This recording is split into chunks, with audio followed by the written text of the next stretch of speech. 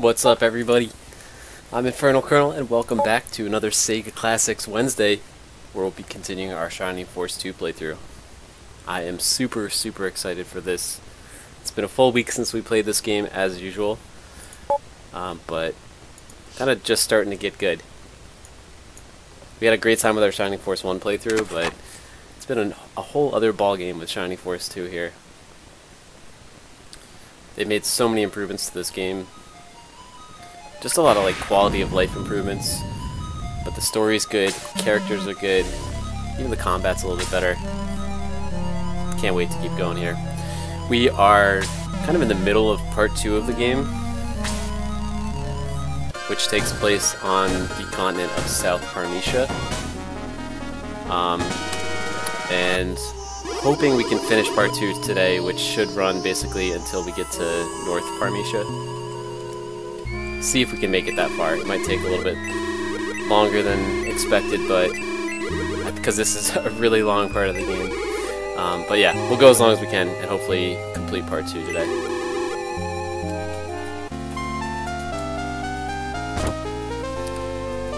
So we are in Polca Village here, which is the Beastman town. As you can see, there's a lot of hairy people here. Previously, on the last chapter here, we made it to the bird town of Bido as well. Picked ourselves up Luke, the Birdman, as well as Geralt, the Beastman from this town. A few other interesting things happened. Feel free to check that out on the YouTube. There's a link in the stream window down below the stream. You can see the YouTube channel. We've got the full playthrough of Shining Force 1 there, as well as kind of the first couple episodes of the Shining Force 2 playthrough. Just give me 1 sec here. I just have to respond to a message from someone. Give me 1 sec.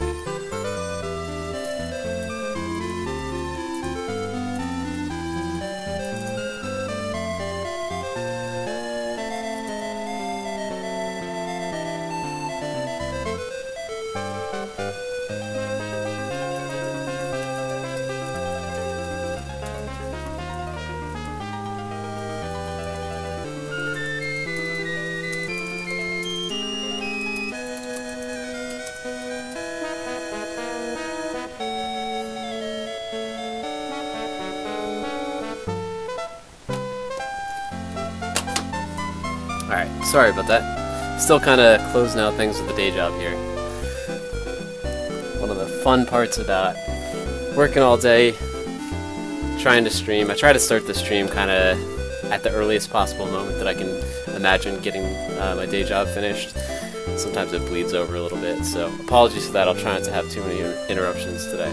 But yeah, we are here. We got our Birdman, we got our Beastman. We also got a raft in this town, which seems relatively inconsequential, but it actually is going to allow us to kind of push forward into the next stages of this game. So, pretty sure we've done everything that we can do here. We also, as you can see, have Peter the Phoenix following us. I think he actually joined our party finally. For a while he was literally just following us around, but now he's actually a playable, controllable character here. At long last, we have our first flying character of the game, quickly followed by Luke, who's our second flying character. We've also got this weird blind kid, the purple-blue hair, named Adler, who we picked up in this town from the mayor. Not quite sure what we're doing with him, but we agreed to kind of take care of him for now. So, he's along for the ride. Alright, let's take this raft and see where we can go. It's going to be a lot of that, probably, getting on and off the raft. Not 100% where we're supposed to go, but this looks promising. I think we want to go back to here. This is Ribble, the town where we were kind of at the start of the last chapter. This is, there's something in this tree. Yeah, there's a hollow to put something into in that tree. We haven't found what we need to put in there yet, but I'm hoping that'll happen today. So I don't think we actually want to go back to that town. I think think we did want to go through here, but then I think we want to kind of keep following the river.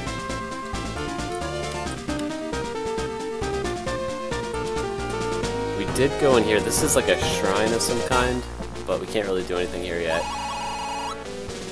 It's like a archaeological site.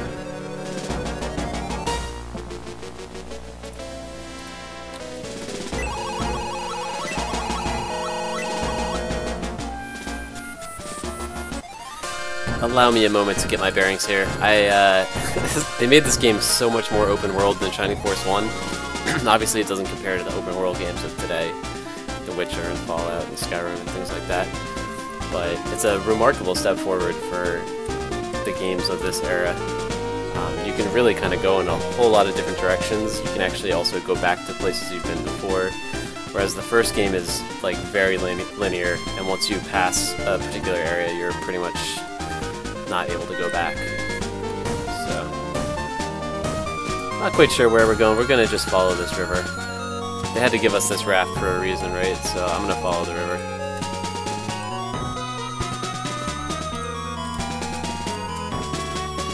Boats played a pretty big role in the first game as well. Can I go out here? Nope. Okay. But it was more like open ocean boats. You didn't have a raft, as I recall. Alright.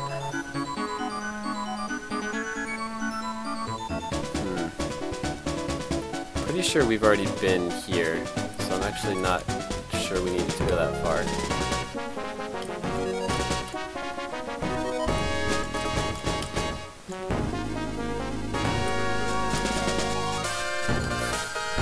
So it is a little tedious sometimes because you can end up going back and forth quite a bit, but I'll take that over a guided linear storyline anytime. I don't think we've been down here. Whoa. Alright. Anytime you hit a battle, you generally know you're headed in kind of the right direction. Let's see if there's a town. Okay, don't think we've been here yet, so let's head that direction. The enemy variety is a little bit better in this game too. Oh man, golems were super hard in the first game. Hopefully they're not quite so bad in this one, because there are quite a few here. Still got our evil cloud. Every fight has a boss creature that if you kill it, all the other creatures will die. Not quite sure what the boss creature is in this game. I've also had some issues in the past with this game, streaming this game at least, with like some frame rate issues, some stuttering, some audio desyncs, which is hilarious because of how old this game is. But I think it's partially because of how old it is. It has to be kind of fine-tuned to work with modern technology. Even though it's available on Steam, and I'm sure they did some of that optimization. I've been playing around with a bunch of settings, so if anyone notices any issues at all, let me know. But from what I can see, sometimes just walking back and forth like this is the best way to kind of see if there's a desync or if there's any kind of lagging. So just give me a sec for it to come up on stream. Yeah, it looks good to me, so we'll keep going. It's so nice to have a Birdman again. It's been too long. We are playing this game on Ouch difficulty setting, which technically is like the hardest setting, but there's a lot of debate as to what actually is the hardest setting. There's another setting called Super, I think, that is arguably more difficult, but they both have their merits, so we're trying to play it on hard mode at least.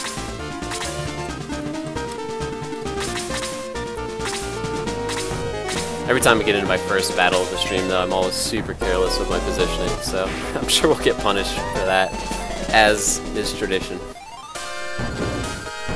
But that's alright.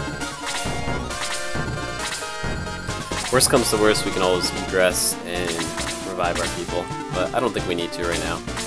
Kind of an awkward spot they started us in here, though, in the forest. The enemies have much more movement than we do, because they started in the open space while we're stuck in the forest.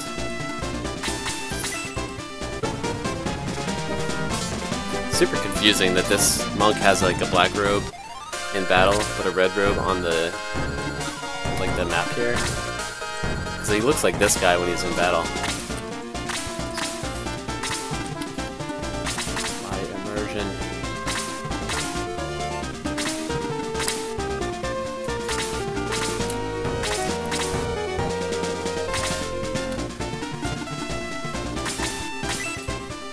Alright, so we made it like 15 minutes into this battle, and that was our first time doing any damage. I definitely want to be careful with this guy. He only has 8 hit points. He's a notoriously fragile character. He's got good defense, but he dies basically in one hit to any magic user. And magic users seem pretty plentiful in this game, so we're going to try to keep him... we're going to try to prioritize keeping him safe for the moment. Because I really want to try to get him leveled up. A lot of people drop him in their playthroughs. You can only have 12 characters in your team at a time, and if you're trying to take a weak character with you, you kind of have to make that a priority and invest in them early. Apparently he does not ever really gain a lot of hit points, but I think if we're determined, we can get Cosmo the Tortoise up to snuff. That's our goal anyway. Let's get rid of this mage. Typically want to just try to target all the magic users in this game. Anything with AoE is super dangerous.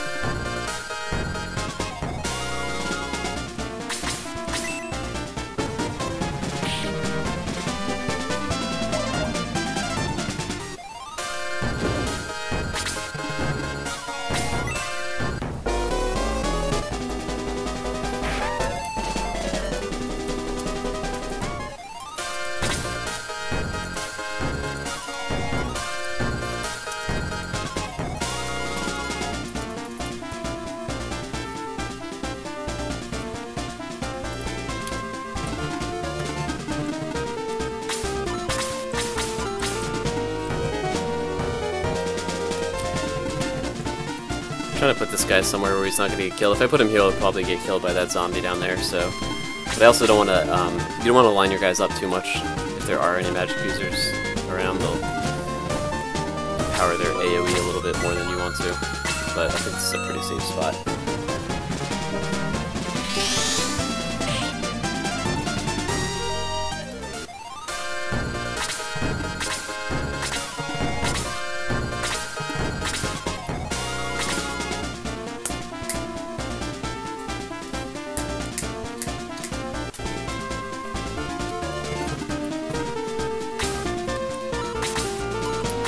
Got a new weapon for this guy, the Steel Lance. He does have a spear, which is a ranged weapon. Not quite as effective, but I think we're going to equip that for now, since we don't have a ton of ranged attackers. So I'm going to keep that on him. When you only have a handful of ranged attackers, you end up getting in a situation where you've completely surrounded a creature like this, and you kind of run out of options for who can attack. I'd rather do a little bit less damage from a little bit further away. Plus, another cool thing about this game, or I guess I don't know if it's cool, but it's a nice feature, is that you can change the weapon you have equipped on any turn without taking up your turn. So you can keep your guys pretty flexible, as long as they have all the weapons they need.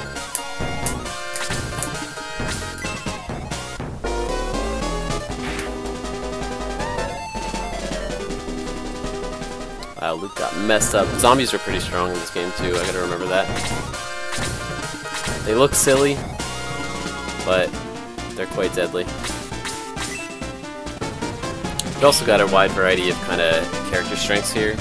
Like that guy, for example, Jaha, he's super strong right now. Don't really have to worry about him too much. But other people like the guys we just got, like Luke and those guys are going to be a little more fragile until we level them up.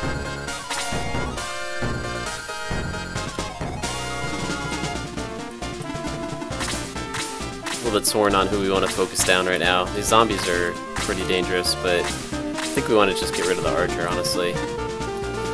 Unfortunately, Peter can't reach him, so let's just keep working on the monk.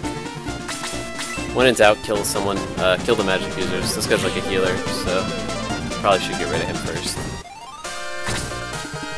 And good old Cosmo, doing nothing like usual. We'll get to a point where we might have to think about switching him out, but I'm gonna do my best to hold on to him in the party.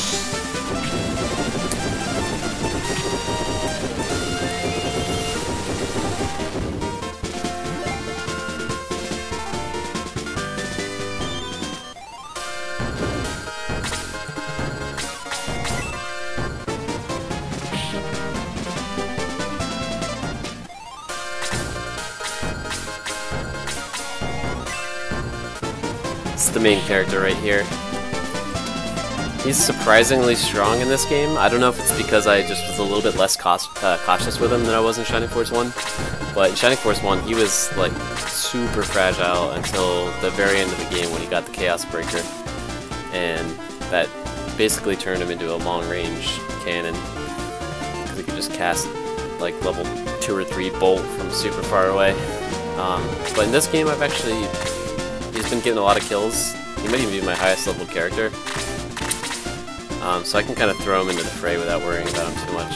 Which is nice, because if he dies, you have to restart from your last save game, basically. Although you do get to keep the progress of anything you killed. But you also lose half your money if the main character dies. So, money's not a particularly scarce thing in this game. But until you get pretty late in the game, you don't really want to just be giving it away for free.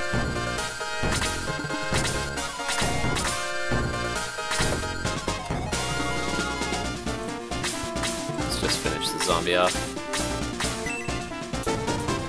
We're at a stage of the game here where most of the enemies are actually pretty dangerous.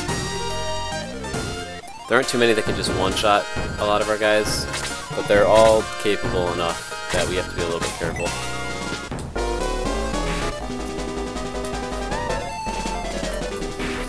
Sorry, just give me 1 sec, I'll be right back.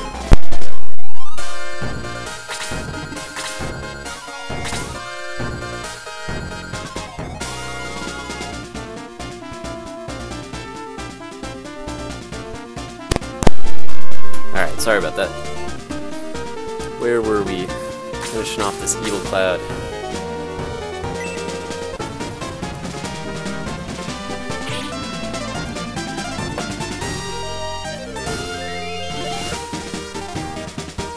Another change in this game is you have to get your characters to level 20 before you can promote them.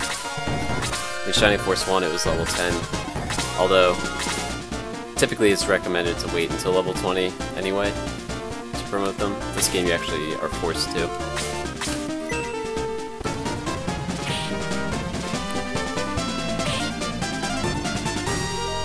Good old Jaha. Pretty sure he's our strongest character right now.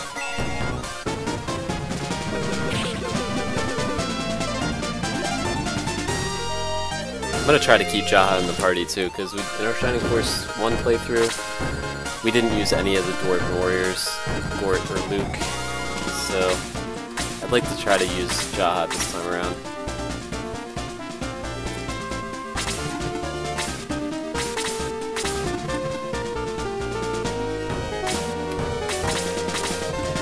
The sand is really limiting to movement. Our healer died as well, right at the start of this game, so can't really do too much healing. We only have 1 healer too. I'm pretty sure at some point we'll get a second one, but right now we're a little limited. That is the one good thing about this turtle, though. He's super strong against just normal attacks. As long as it's not a magic user, he's pretty solid.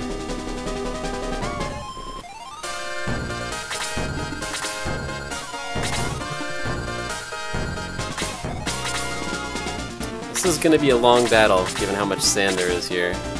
It seems like most of our guys can only move about 2 squares at a time, so we'll get through it though.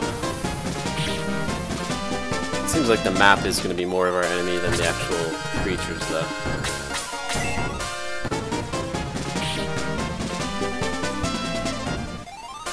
Alright, I'm going to try to save that zombie for Cosmo, Turtle.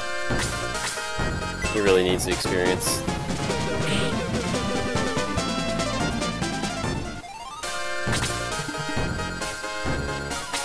We need to find somebody to heal the main character though. This type of battle where it's kind of a long map with a lot of movement penalties, you really don't want to end up having to repeat. Huge time sink. Doesn't look like the main character himself has any healing items though, so pretty sure he can take at least 1 more hit. Hopefully we can find someone to drop some love on him. There we go.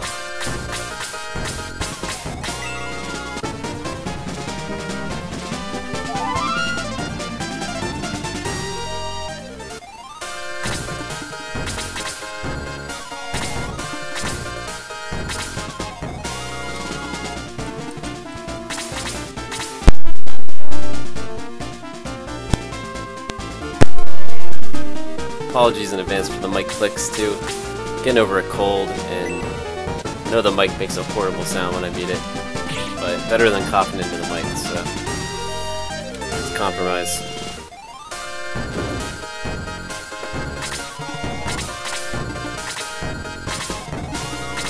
I did just get a new mic too, that's actually like 1,000 times better than this one. I just haven't set it up yet, but I should have that up this weekend in time for the streams next week.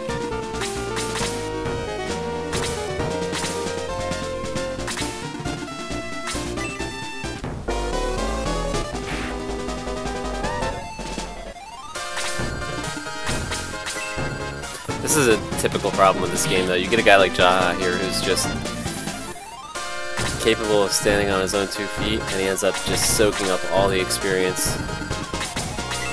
Which isn't a bad thing. It's good to have strong characters, but if any of your other characters fall too far behind, it can be kind of hard to get them to catch up.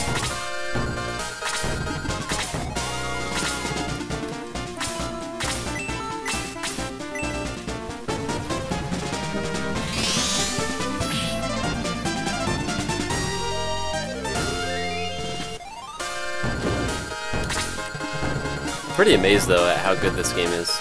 I played this like, I don't know, a long time ago when I was a kid, but I don't really remember any of it. I don't remember any of the characters except like 1 or 2. So it kind of feels like a first playthrough to me. And I played Shining Force 1 about like 5 or 6 times, and having that stuff in my mind, I cannot believe how good this game is. They made so many improvements.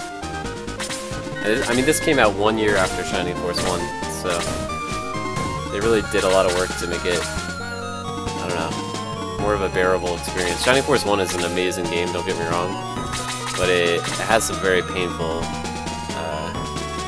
mechanics.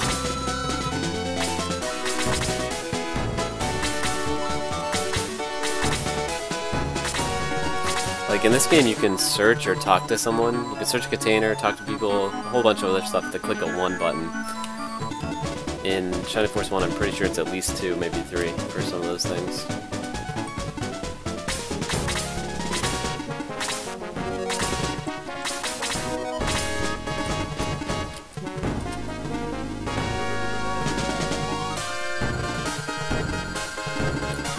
I'm gonna try not to let Slade die. It's one of the few characters that has decent movement here. I could have gone up and attacked with him, but he just would have gotten surrounded by the golem and the zombie. And none of our guys are, maybe except Jaha, none of our guys are really strong enough to just absorb a bunch of hits.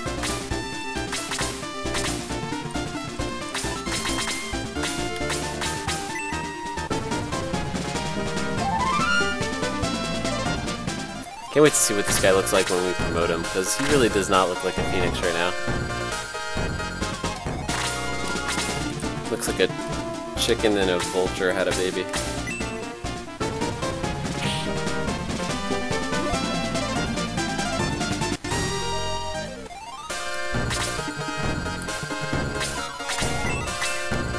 This might get our mage killed, but honestly, there's not that many enemies left in this fight, so I'd rather just grab the XP while we can.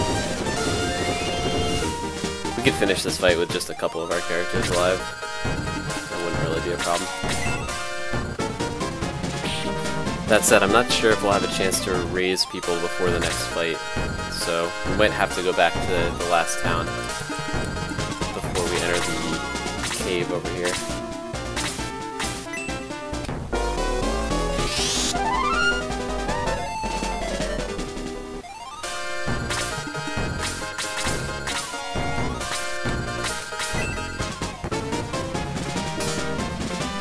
I really like how they added the dodge animations in this game too. I can't remember if they had dodge animations in the first game. If they did, they were really limited. In this one, every single character has a unique dodge. Alright, I take back what I said. I'm sending Slade out on a mission.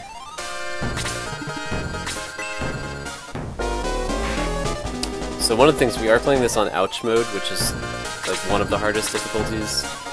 It supposedly has the best AI out of all the difficulties. There's a super mode that has supposedly worse AI but better enemies, like the enemies have more health. So in this mode you'll see this a lot where, like in most of the Shining Forces, the only AI that's built into the game is to try to kill the main character. But in this mode, the golem decided not to hit him and instead went and attacked our mage. So you'll find that like the AI in this mode will target your mages and your healers before anything else, and then after that, pretty much the main character. Now these centaurs are next to useless on sand.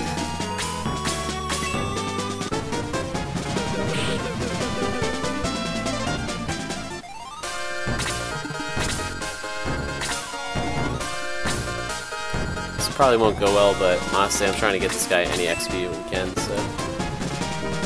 I think he has the power ring too. I could have used that to buff him. But hey, I'll take a double attack. When you're under-leveled like that, even just doing damage gets you a ton of XP. Doesn't look like there's any mages here, so I think we can safely line our guys up. I'm gonna have him attack the... This is kind of dangerous. Because both the golem and the zombie actually do a fair amount of damage. The monk actually has a pretty strong attack too, so I'm not going to do this. I don't want this guy to die. I'd rather... He's almost level 20 as it is, so I'd rather just kind of keep him safe. Because if we lose the main character, you have to do the whole battle over again. It's a huge pain in the butt.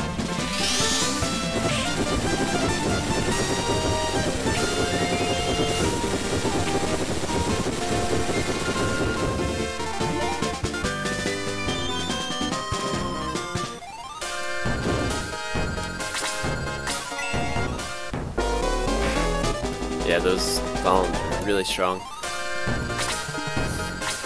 You can finally get an attack in. So this is Chester, our knight, our centaur knight. Got a little bit of a meme going the first couple chapters. Chester died basically every fight. For the first like 5 or 6 fights. So he ended up being really far behind on levels, but we got like a new weapon at the beginning of, I guess, chapter 2. Part 2, whatever you want to call it, and he's been kind of killing it ever since. Oh man, Slade's a goner. It's alright though. We'll go back and revive people after this fight.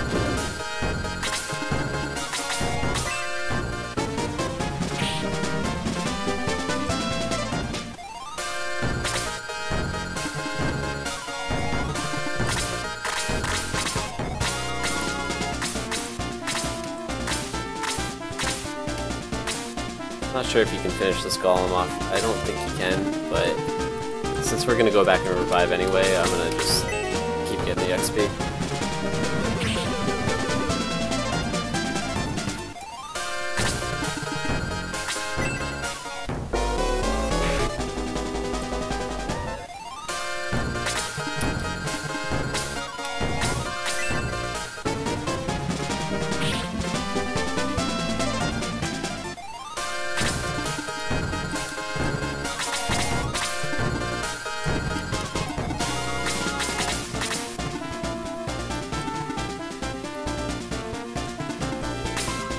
This guy's been killing it this fight. He's killed like four creatures already.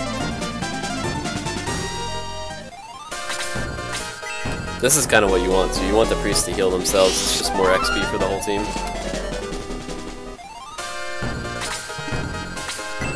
Not looking so good for Peter here.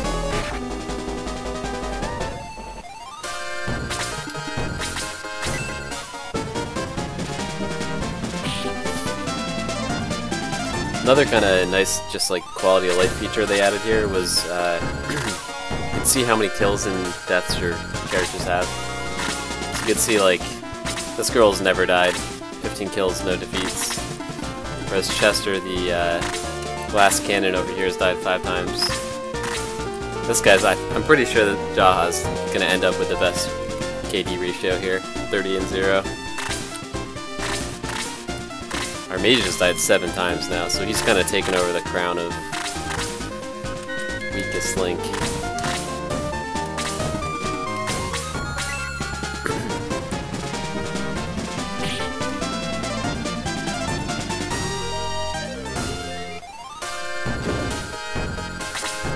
Yeah, Chester died about 5 times in the first, I think 4 or 5 battles. I guess 5 battles. He died pretty much every battle. And he hasn't died once since.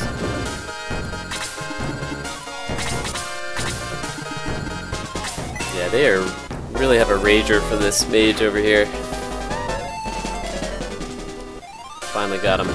That's actually alright though, because it kind of brings all these guys in range of the rest of our troops. Or this, at least this guy in particular. I'm gonna keep this guy back, because I don't want the golems to wreck him. This cloud's no big deal. So I'll put the lance.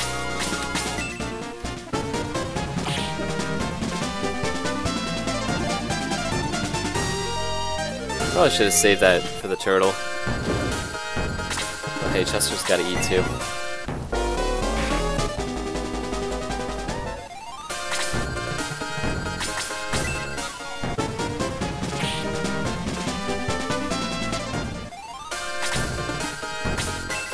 Hopefully we can get the turtle to finish one of these other golems off.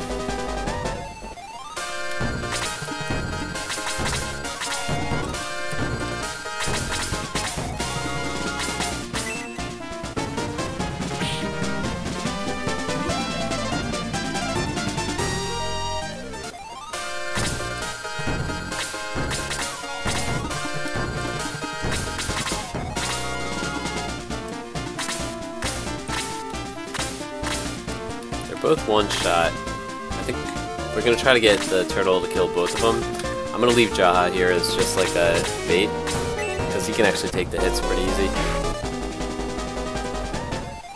Yeah, we'll try to get the turtle to get both these kills. That'll give him another level.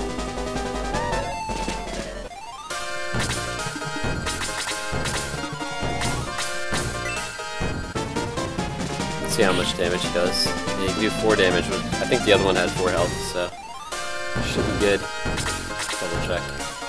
Yeah, we should be fine. Get this guy out of here.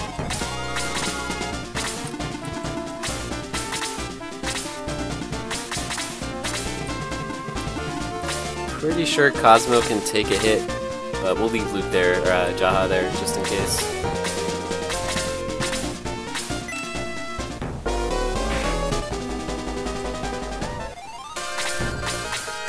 Support your tanks.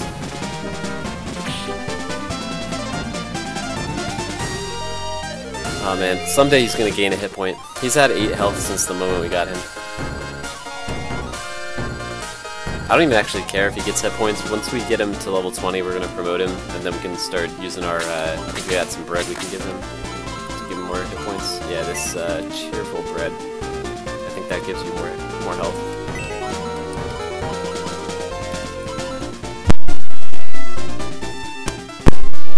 Apologies again for the clicking sound.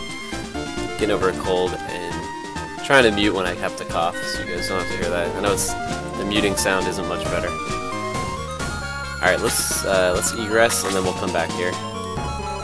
Just want to get the rest of the party up. Should take us back to Ribble, but hopefully it didn't take us all the way back to Polca. We'll find out.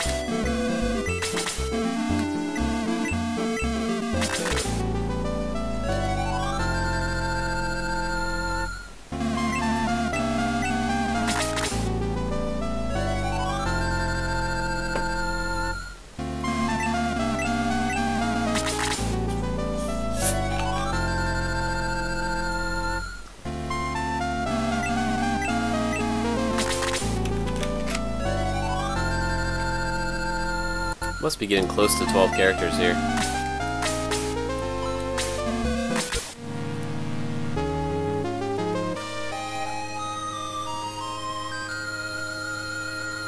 Not sure how many characters there are in this game.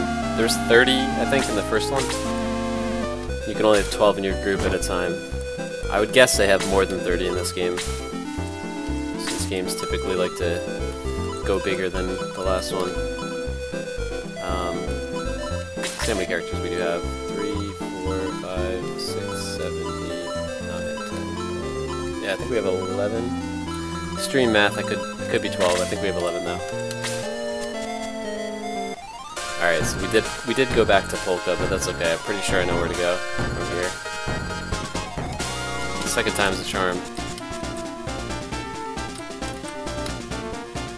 The movement in this game is like way better too. It's just like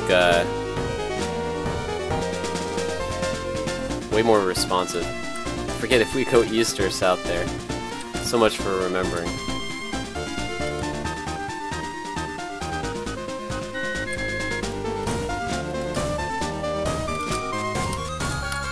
I know we get off when we get to these mountains. I think it was here. Pretty sure it was here. This is where we got into the last battle. There we go. Alright. Petra is the guy that we saw at the last shrine, I think. There was a shrine by Ribble, I think. Who's Petra? I'm pretty sure Petra's the guy from the last place. Yeah, alright. It's like, why is he calling us Petra?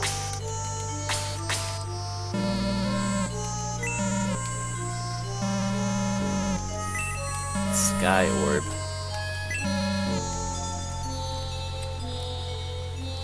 That's another thing about this game. There are so many more items in this game than there were in the first one. I'm guessing the Sky Orb is one of those items. But there's like a whole bunch of different special classes you can like promote your guys to that are normally not available. You have to find special items to be able to excuse me, to be able to promote them. Like we have one of them. Great. We have the silver tank, which you can use, if I'm not mistaken, to promote a archer to like a tanky gunner type character. We don't actually have an archer yet though, so can't use that, but that's an example of one of those items. So this guy has the Sky Orb, and then Petro took it, I guess.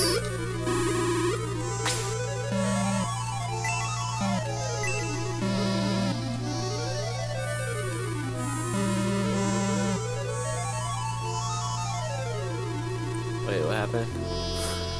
I don't want to go to Grand's Island yet. Grand's Island is where we started the game, and we do want to go back there at some point, but I don't want to go there yet.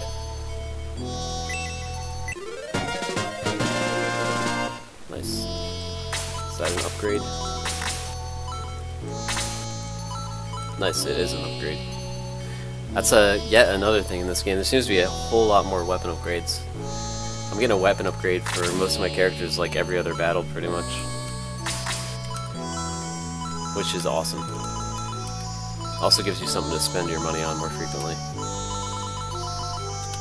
Our guys are all getting pretty close to 20. Alright, so hopefully I don't have to go to Grand's Island. What's going on? I don't want to describe that. Alright, hopefully I don't have to go to Grand's Island yet, but good to know that we can.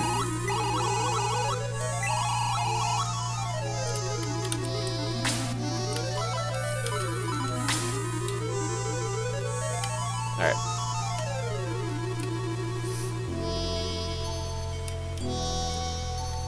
I think that chest is the only thing we could find here. Alright, so this guy can take us back to Grand's Island, which is great. Pretty sure we missed a whole bunch of stuff there when we were playing through the first part of this game, so we'll want to go back there eventually. But for now, let's keep exploring South Parmecia. Not 100% sure where we want to go next. Like see where the game takes us.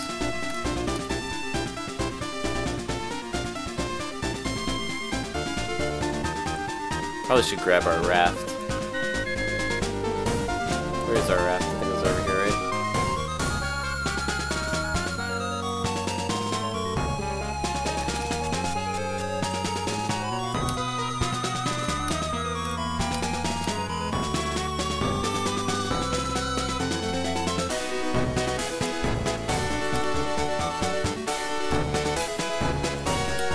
So I think Ribble's up that way, right? That's where we came from.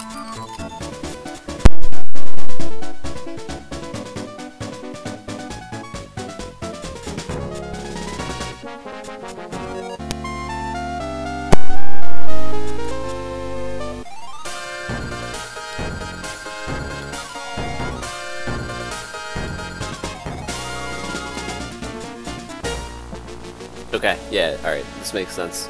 So this is the last shrine we went to before we went to the ruins back there. And this is where we saw Petro originally. Rochambeau! No way! Is that where that came from? Or is that... Did South Park steal that from Shining Force? I never knew that.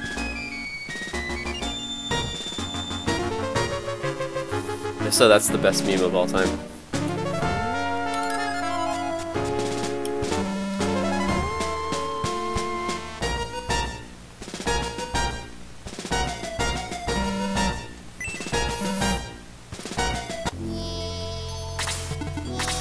What's with this peaceful battle music? First time we're seeing gargoyles here. Is this like an expo? Arrow launcher. Gonna bet these guys do a ton of damage. About the same as golems, but ranged. Alright, well, we got our priest back alive, which is nice. That was kind of rough having a whole battle without a healer. Just trying to think which way we should go. Are there any chests here? Alright, there's a chest up here. And a chest up here. Looks like that's it. There's a door here too. I wonder how we get through here. Hopefully this will open up.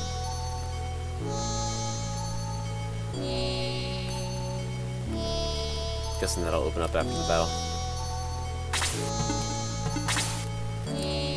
Alright, I'm gonna do my best to not actually get our healer killed instantly this time. So let's just put it right here.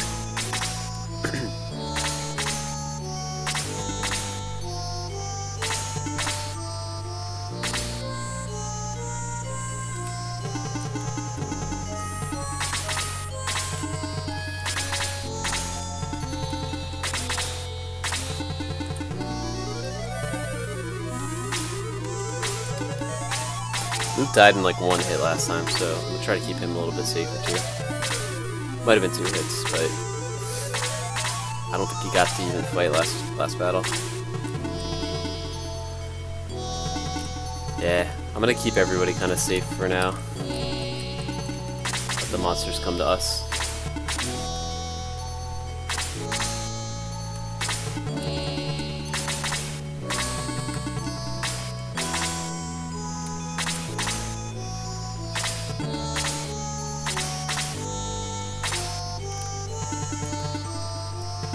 Surprised at how quiet it is in here today. Typically I feel like the most die-hard people that I have watching this stream typically are here for Sega Classics. It's not the most popular game on Twitch or type of game on Twitch, but it is definitely engenders a lot of passion among viewers. People who like this type of game absolutely love it. Got a few people who are always kind of asking for more of it, but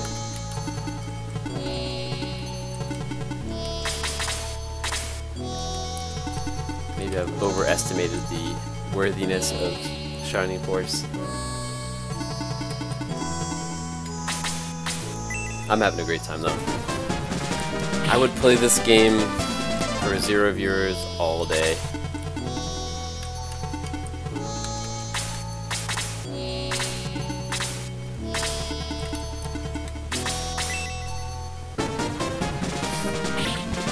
My plan too is to, once Fallout 76 launches, which is, I mean, the beta starts, what, 2 weeks from yesterday, the beta launches on PC. So, I'm going to be streaming that a ton. But my goal currently, my #1 priority is to keep Sega Classics going, like at least 1 day a week. But I might end up doing Fallout 76 pretty much all my other streaming days. Right now I stream 3 days a week, Monday, Wednesday, Friday. We'll see how good Fallout 76 is. I might end up moving to streaming every single weekday at least. I'm gonna try to keep the weekends to kind of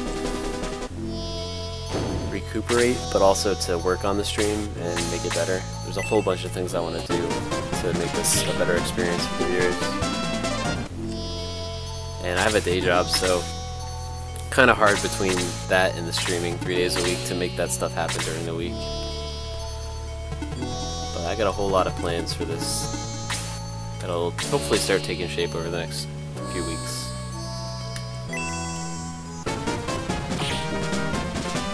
Yeah, these enemies are a lot tougher than what we were fighting in that last spot. That gargoyle was rough, and these arrow launchers seem pretty tough too. Hopefully she doesn't get one shot. Okay, I was gonna say it's pretty possible she does, but we're gonna need that healing.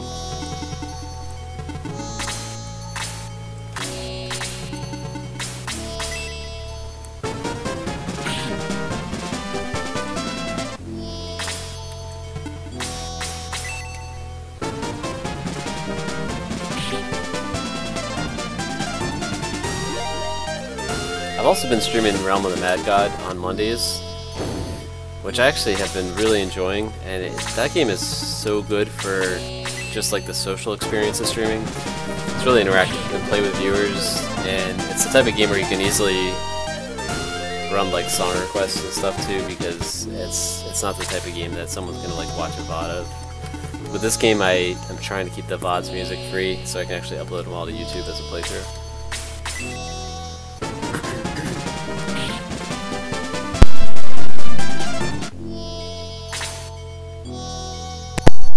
One thing I've noticed too with with this type of game particularly, but all games in general, I tend to see the viewership spike a little bit as we get later in the evening. Not sure exactly why that is, but I'm guessing it's people are still working around this time.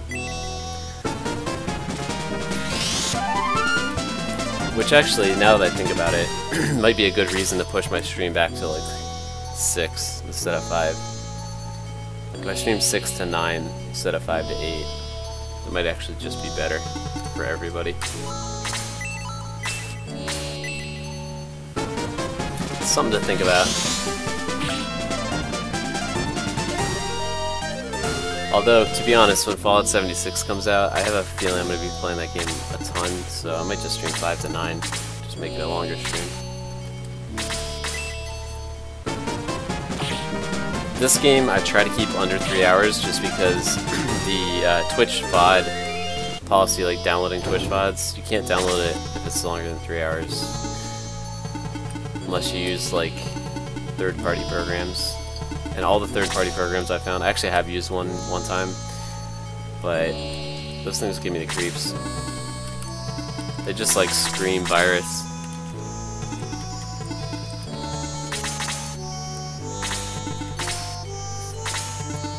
Plus it just makes it more digestible on YouTube, I think. If it's, I mean 3 hours is already a long video.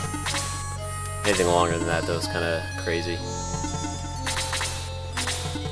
Alright, I'm gonna send my tanks in opposite directions here and see if we can lure these guys down a little bit. Nice.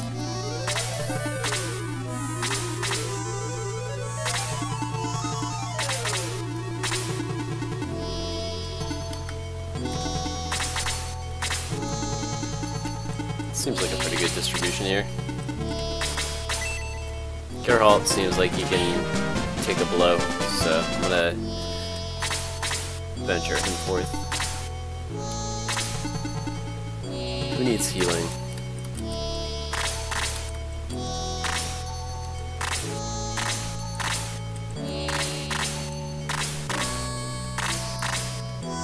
I guess Peter does, but I think I'm gonna actually just heal the healer one more time. She can only take one hit pretty much without dying, so I want her to be full health.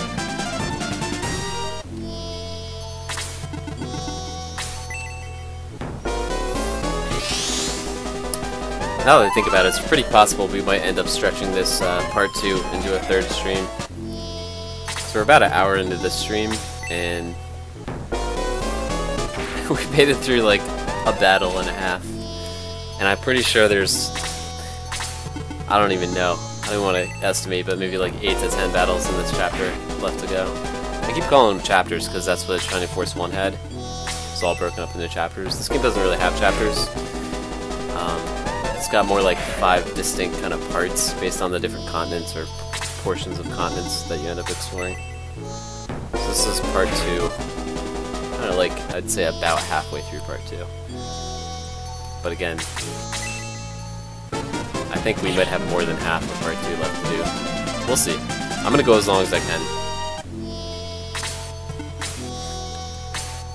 Let's get this healer down.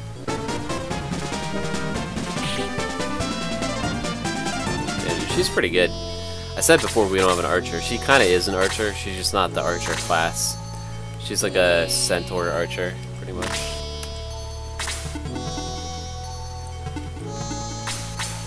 This side's getting a little bit more than it can handle, I think, so we might have to bring someone else over here. Bring the healer over here, at least. This might be bad news for Geralt. Alright, you can take, like, 0 more hits.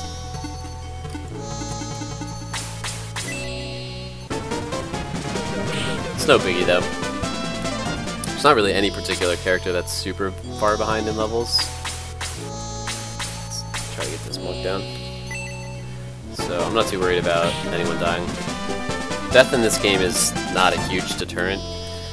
The only character you really don't want to die is the main character here. But even that's cool. It calls out the jewels he has too. I didn't see that before. But yeah, even the main character, it's not like the end of the world if he dies.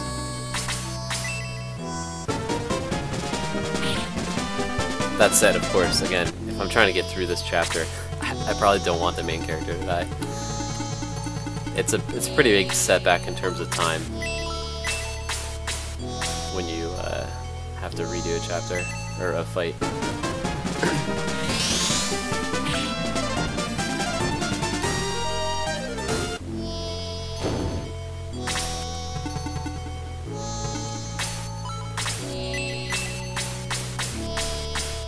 He's full health though, I'm not too worried. Wondering if I should, yeah, I think I'm just gonna heal Peter.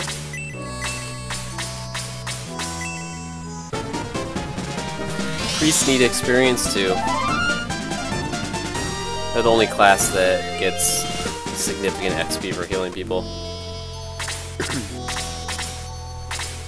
Which I think is a pretty cool feature. Most games only give your characters experience for like actually fighting. This game's smart enough to know that if you're a healer, you should be healing. Alright, we need to get rid of this gargoyle. I'm not worried about Geralt, he'll catch up. He's pretty strong. Can afford to lose him for a fight. Try to keep this guy blocked off here so the monk can't get through. Monk's gonna just keep healing this guy over and over again, but that's okay. More XP for us.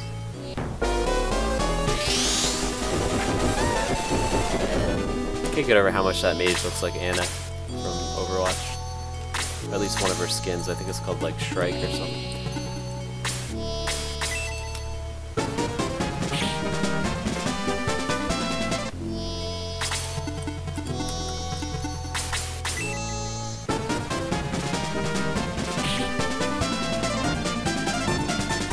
You wouldn't think a wooden arrow would do that much damage against a stone golem, but you'd be wrong. Get rid of the mage first, though. Golem hits hard, but the mage can hit many people hard. Kind of surprised that the monk didn't heal the golem there, but I guess he only had 4 health damage, so that makes sense. Probably gonna gang up on the main character now. It's okay. He's plenty strong to survive this nonsense. Alright, she is dead though. She's totally dead. That's part of what you get with this ouch AI is they attack your healer every time. I kind of like that though. I just gotta get used to it because I've been spoiled by Shining Force 1 where you just throw your healer out in the middle of nowhere and not have to worry about her. Slash him, since Gong is the best healer of any Shining Force game of all time. Who on this side needs XP the most? I think it's the mage, actually. I guess Peter's the furthest back in levels, but he's strong enough that I'm not too worried about it. I don't think this is gonna kill him. Yeah, that's okay. We'll try to get Peter a level. So the question here is, can we kill this guy before he gets to attack? I think we can. Yeah, alright, never mind. That was a simple question.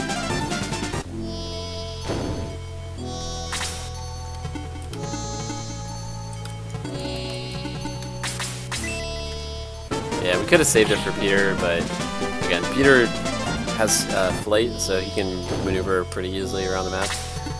So he'll end up getting plenty of XP throughout this game.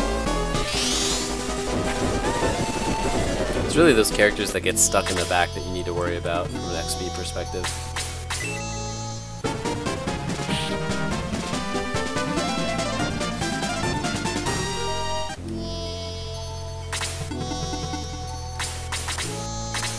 See if we can draw some of these guys down. As long as Owen doesn't get double critted, we're good. I'm actually going to send Peter over here. The rest of these guys can kind of work their way up the side. Can we get a kill here? Might be able to kill the mage. Probably not, he's going to need a double hit. It's alright. Everybody on that side needs XP except the main character.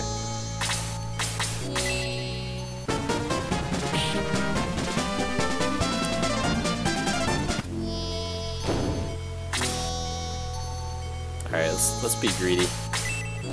Let's see if we can get this guy dead, and then we will hang back with the main character. We don't have a healer, and we're running kind of low on healing items in general. I haven't restocked in a while.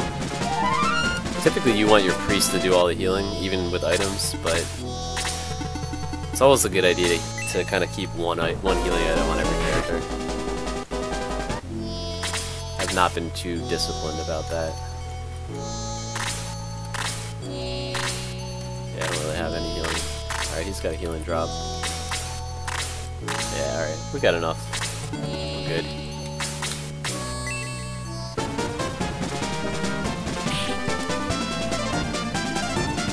Inventory space is totally at a premium in this game, though.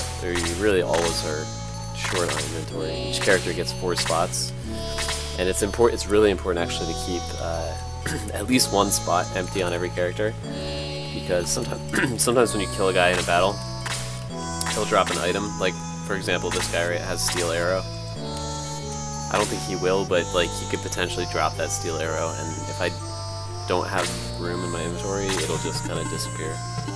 Although I'm pretty sure if it does disappear, it'll appear in the deals section at the weapons store. I think that's how that deals mechanic works. Alright, what's this guy doing? I'm gonna save this golem for Cosmo, but honestly I'm not sure if Cosmo can even kill him. I think he was doing 4 damage. And he did level, so What's Owen at? I think we're just gonna heal this guy. Yeah.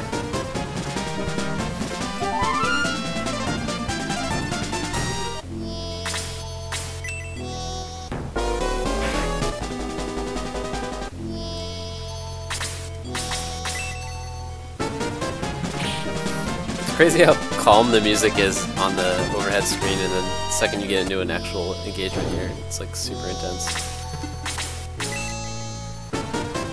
Hit him. Nice.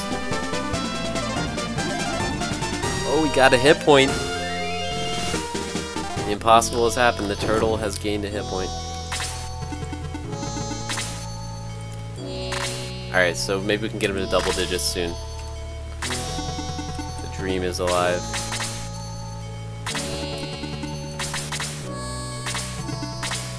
Draw this golem over here.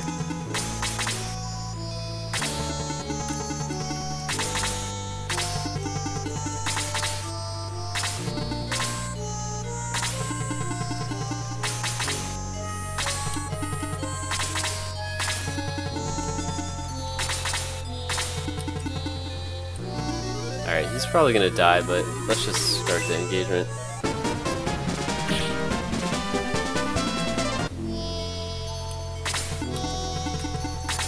If I can get the guys on the right to take that that arrow launcher away, should be okay. Nice. This should draw the fire.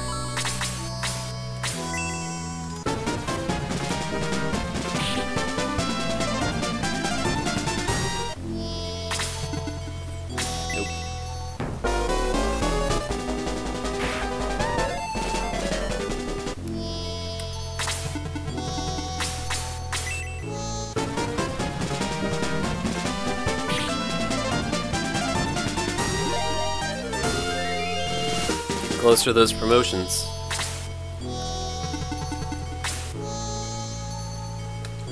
I'm not sure if we should promote right when we get to 20, or if we should wait.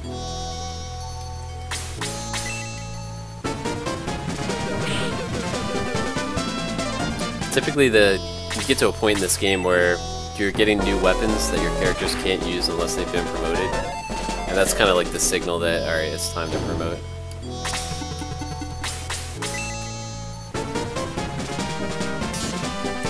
I kind of want to someday do a run of one of these games where you do like permadeath, so if your character dies, you just never raise him. I think that'd be a lot of fun. It would be super hard, but it could work out. Like, you could literally get to a point in those games where you couldn't continue. That's something that's definitely lacking in these games, is that sense of like true danger.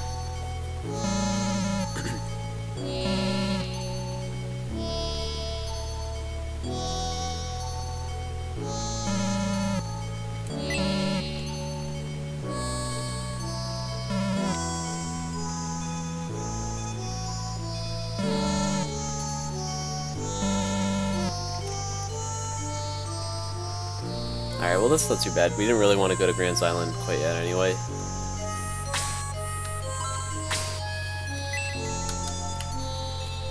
Does that guy just leave? He's just like, yeah, I can't help you. I'm sorry. Bounce. It's alright though. We got a whole bunch of other stuff to do down here. Power water. I think they paid for that cross promotion. Oh wait, never mind, that's Power Aid. Power Aid plus Vitamin Water equals Power Water. Just gonna quickly make sure I got an open spot on everybody. Except the healer, because she's pretty unlikely to actually kill something. Yeah, we're good. There's one more chest up here, I think.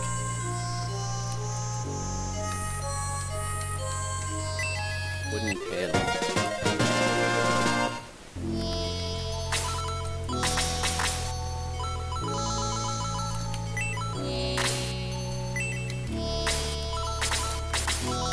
I'm guessing this panel is for the tree, so we're looking for something to put in that tree. I think that's the last chest in here. We only saw two when we were scoping it out before. Alright, so we're done with that shrine. Let's go back up here to Ribble and see if the panel works on the tree. First, let's get all our people back up.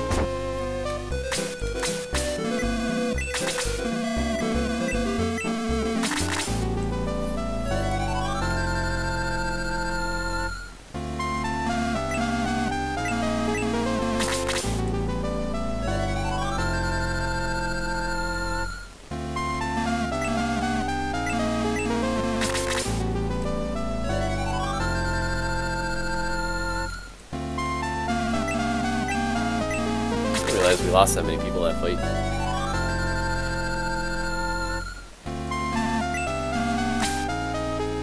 Might as well save.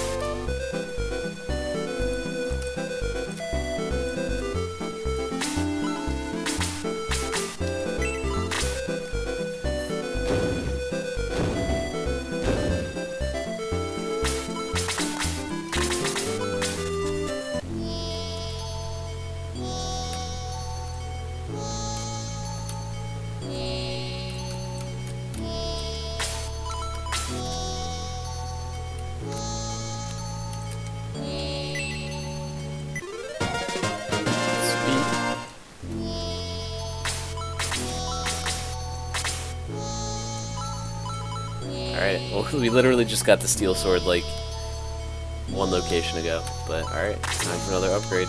Can anyone else use swords? I think Luke can, so let's give him the steel sword.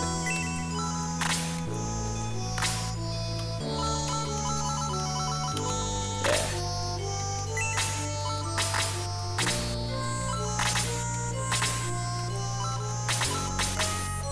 Sweet.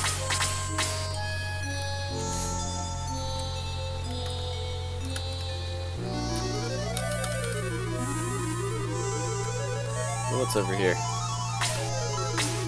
I don't think we can get there yet.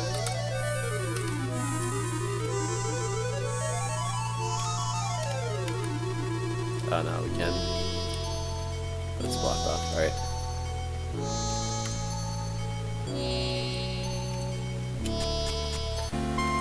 Alright, let's hit the item, the weapon store, and just free up any extra inventory space that we can.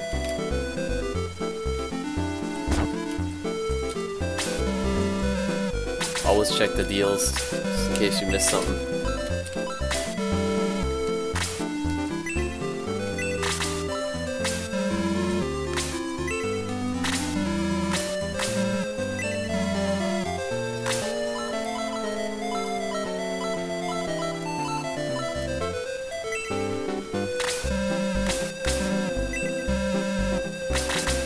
I think we're gonna buy a couple more healing items too.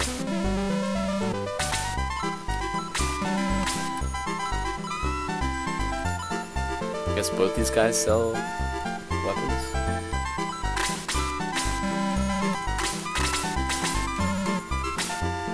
Is there an item shop here too?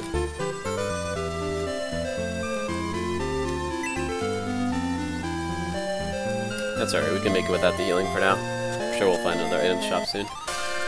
Alright, back in the boat.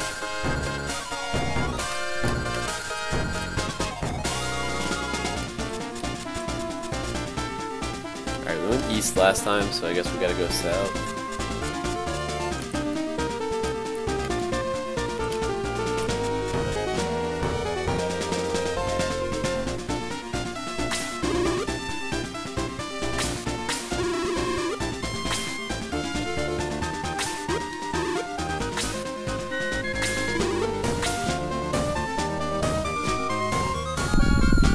That's a big raft.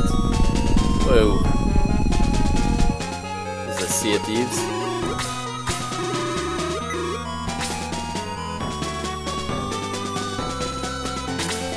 I do not remember this fight at all. How do we even fight this guy?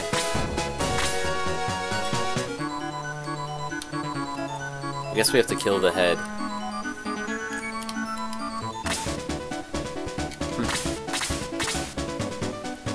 That's pretty cool. I don't think the first game had any fights that were quite like this.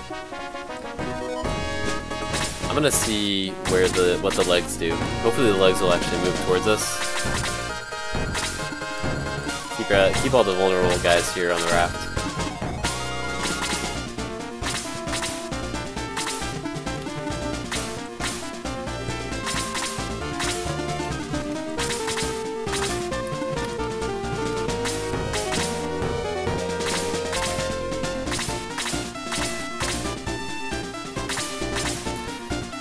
Alright, the legs don't seem too interested in moving towards us, so I guess we gotta go to them.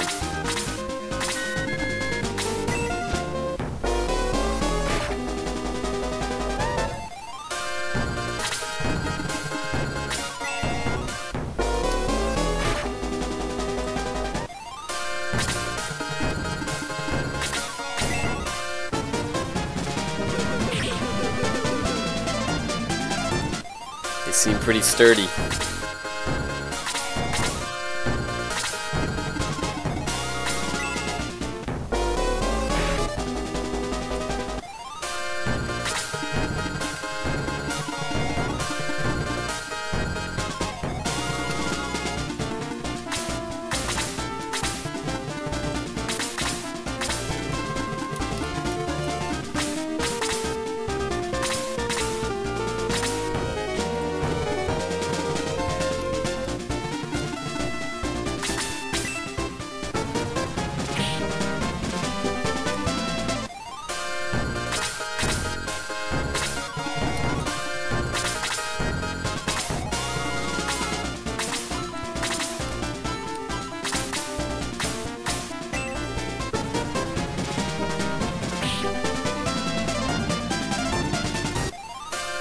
definitely gonna need all the ranged attackers we can get here.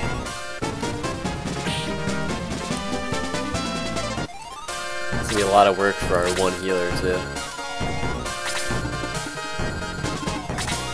I guess we'll send her up here.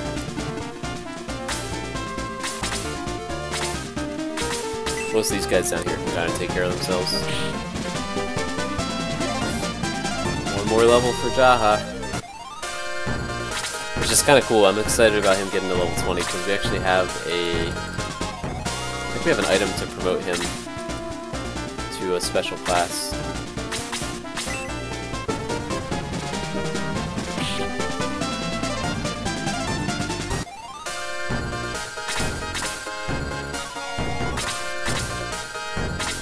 This is a big Kraken. How are his legs all the way out there?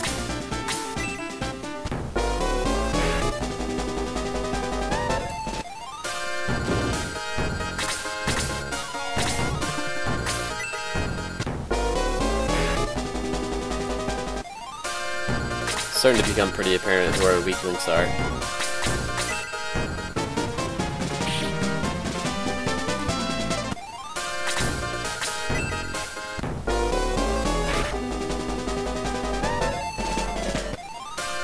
Thinking about these games though is when you see someone who looks like a weak link, it's pretty likely that if you actually invest in them and get them leveled up, they'll actually become pretty strong. This game likes to make you work for it. You can always take the easy route and just take the powerful characters, level them up, but they tend to be pretty boring. Let's see if we can draw some more guys in here. I guess if I move him up here, that other leg might come up.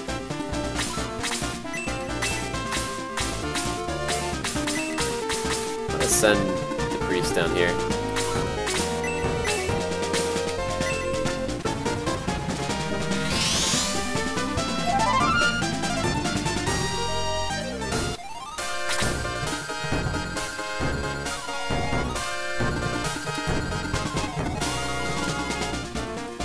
See if we can draw in one of these farther out ones.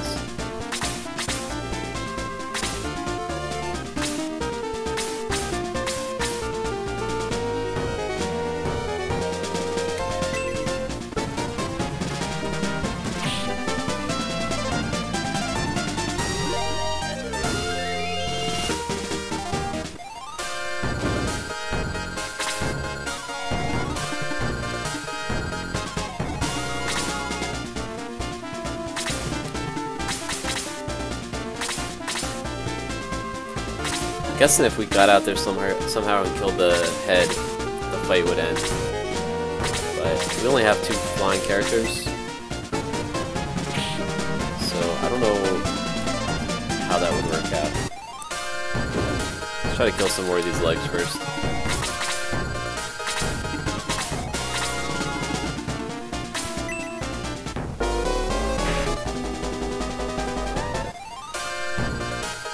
Plus you really want to milk the XP in this game as much as you can.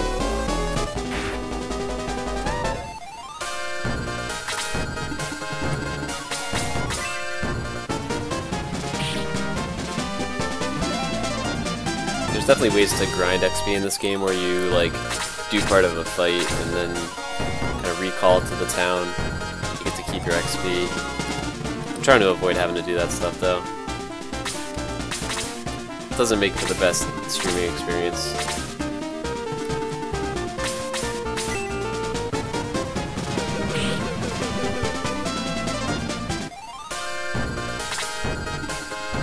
Doesn't really seem like you need to in this game either. It's balanced well enough that if you just kind of kill most of the stuff, most of the battles, you'll be kind of appropriately leveled.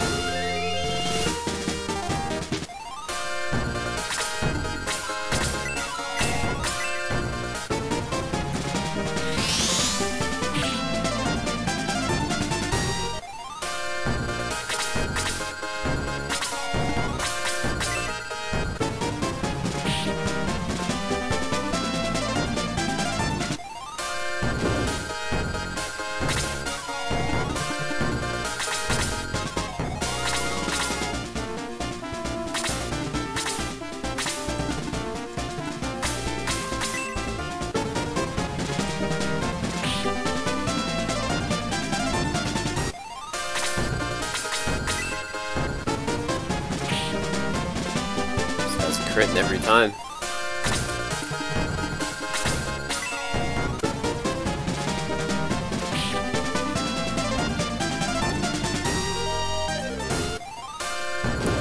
I wonder who's going to be our first person at level 20. Ooh, the head moved.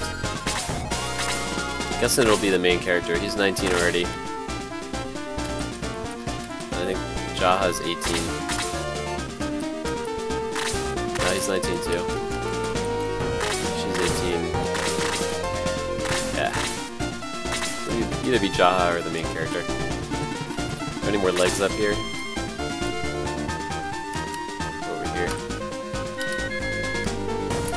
One of our flying characters died already this battle too, so kind of limited in how much we can actually push outward. I'm gonna send him over here though and see if we can drag these guys over.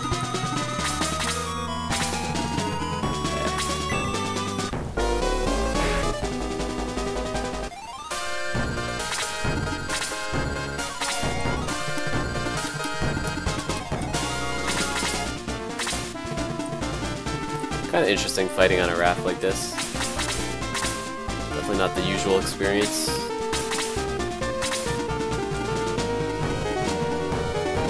Let's keep the mage shield.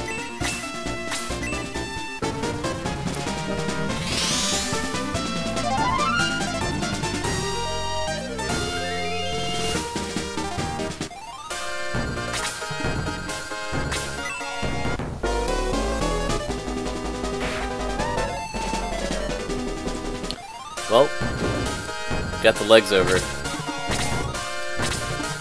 Not sure if it was worth it. How dangerous is this head is the real question. 50 attack. That's a lot. I'm not going to challenge that with the main character. That would be a bad idea.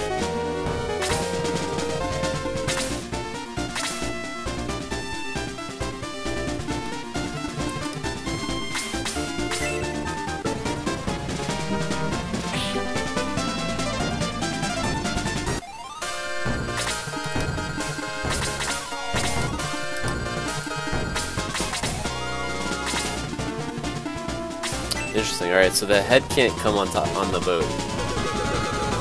Oh man. Rip Cosmo. One hit wonder. I guess can none of them come on the boat? I thought I saw one of them go on the boat, but maybe I was seeing things. Yeah, it looks like none of them can.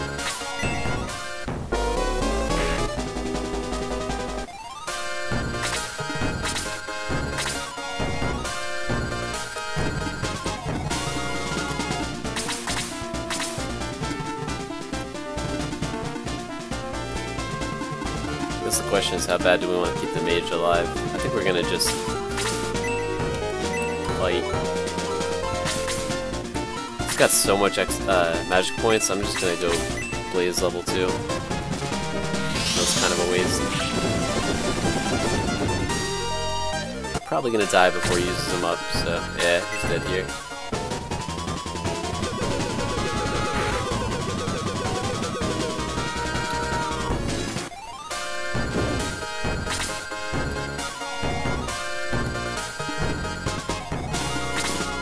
Somehow our priest is still alive.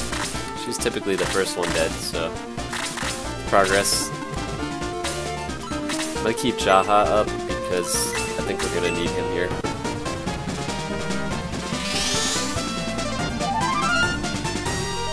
Should be able to carry us.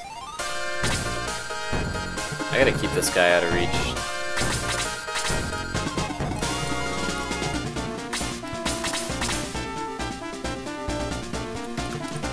Focus on this one for now.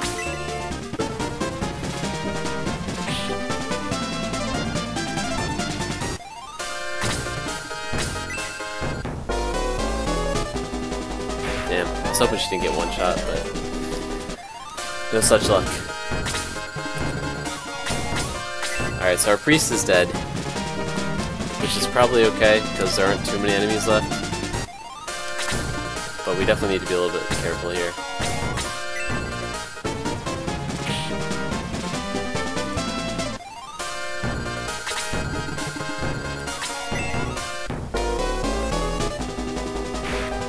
We're dropping like flies now.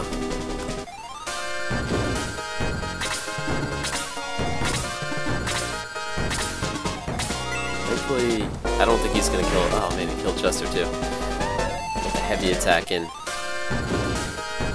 Alright, so just mathematically, can we win this fight?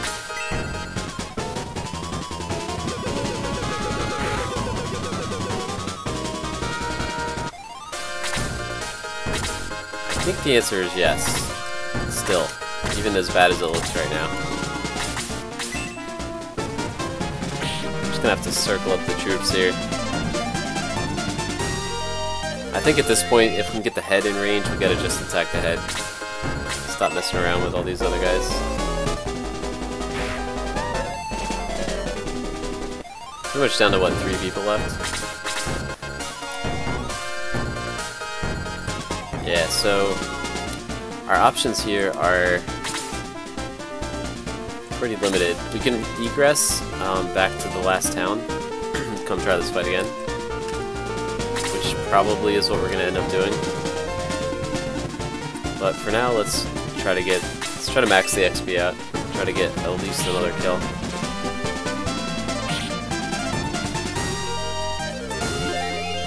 Hey, first level 20. We could actually go promote him too. Might be worthwhile. Alright. Does he have a healing item? He does. I'm just trying to think if it's even theoretically possible for us to kill this guy.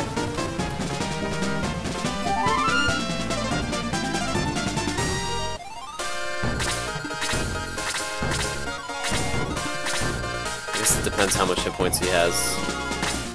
He's got 35 hit points. But let's see. Yeah, it's just good. I don't think we have enough we don't have enough ranged attackers. We have no ranged attackers, so I don't think we're gonna be able to kill him. And if we try to go kill any more of these tentacles, we're gonna just get wrecked. So I think I have to egress. Try that again. That's pretty good XP though, so I'm happy to try it again. Like I said before too, I'm gonna keep leveling my guys. I'm not gonna promote yet until we have a reason to. And there's 2 reasons to promote in this game. One is if you start getting weapons that your characters can't use, then you want to promote them so they can use those weapons. And the other reason is there's some special items in this game that allow you to promote characters into kind of like hidden classes that they normally couldn't be promoted to. So like there's certain characters you don't want to promote until you get those items if you're trying to go that route. Pretty sure there isn't one of those for the main character. But we have the one for Jaha already, so we can promote Jaha to a Baron when he gets to level 20. But I still might wait on that. We'll see. The longer you wait, the better their stats are in the long run.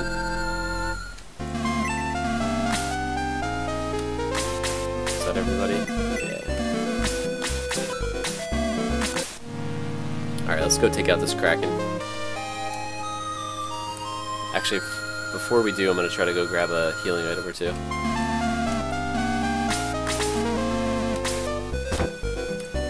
If we can find the item shop here. There we go.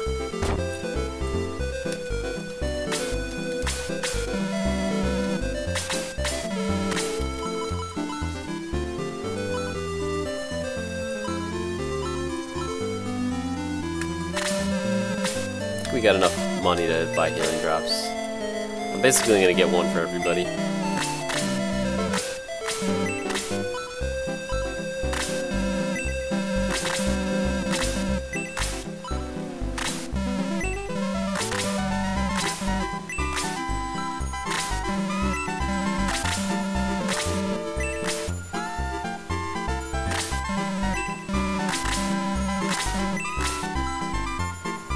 Do want to keep at least one inventory spot free for everybody though.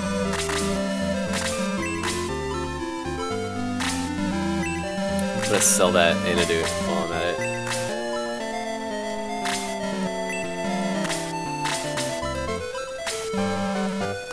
certain items in this game are just not really worth carrying around, and it is one of them. I feel like Angel Wings, another one. Medical herbs at this point too, pretty useless. They just don't do enough healing. I think I might sell this. Oh, that's bright honey. I don't even know what that does. There's another item called, I think it's called Fairy Powder. It's kind of like an antidote, but for status effects other than poison. I don't think we have one right now though, so yeah, we're good. Alright, let's do this.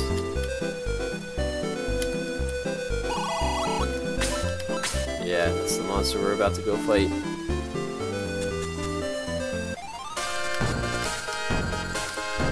Alright, so the egress actually took us all the way back to Polca. I guess it's not that far away though.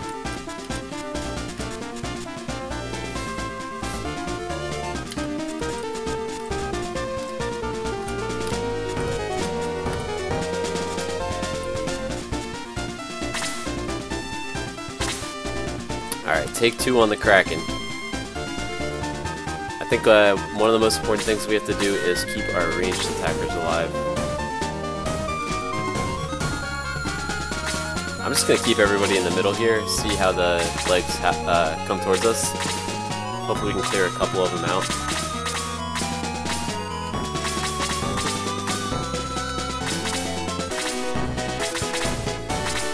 If they don't come towards us at all, I'll move our guys out a little bit.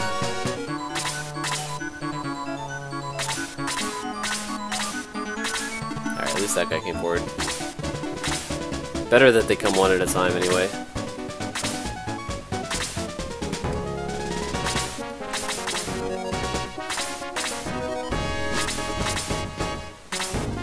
Alright, Peter can actually get out on the water. Peter and Luke, so we should take advantage of that.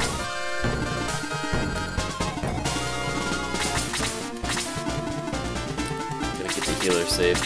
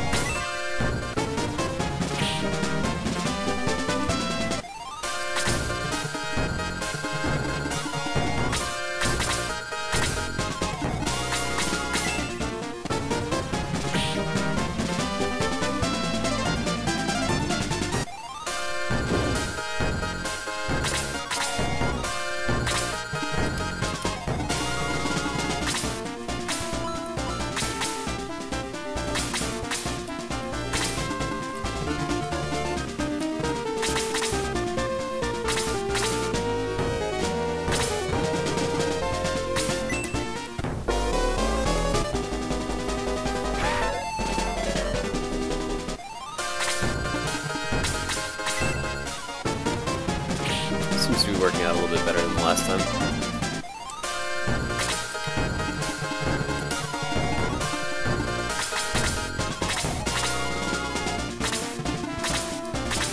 I don't quite understand how these AI on these legs work.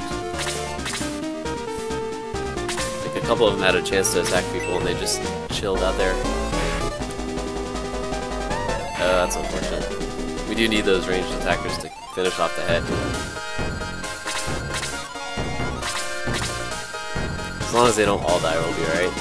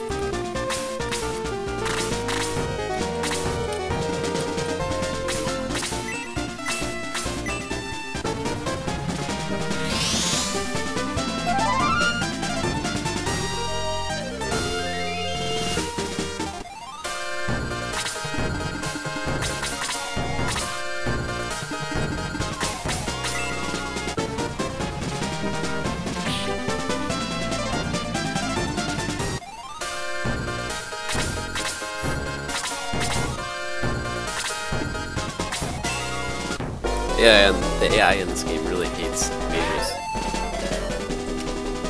Pretty much their first target every time on ouch mode.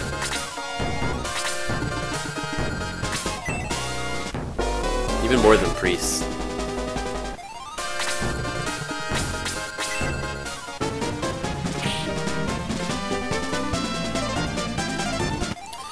So, that was another one of our ranged attackers dead.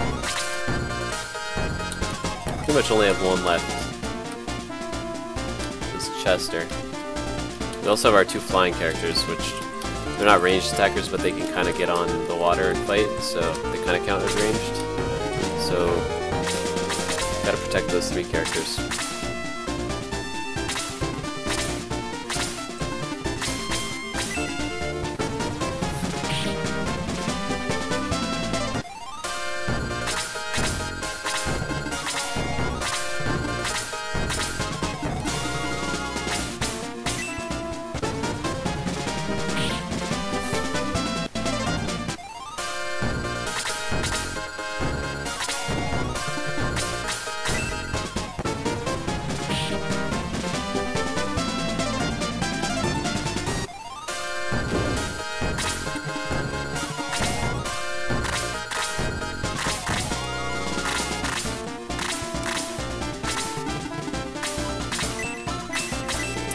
Damn, killed the wrong guy. Meant to heal the knight. No biggie since he's not in danger, but we need to try to keep him alive.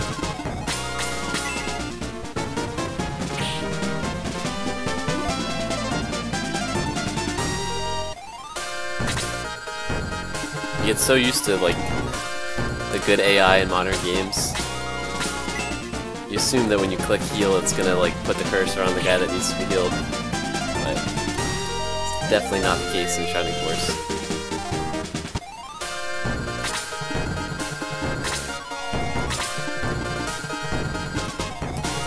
See if we can draw this guy on the land or near land.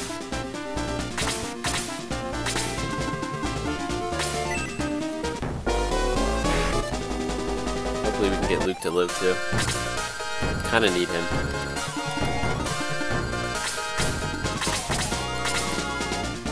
Alright, what's the situation here?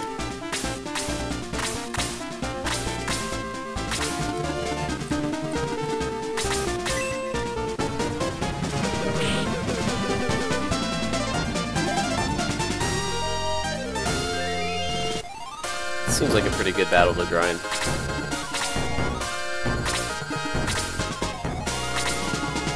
Alright, since we got this guy in range.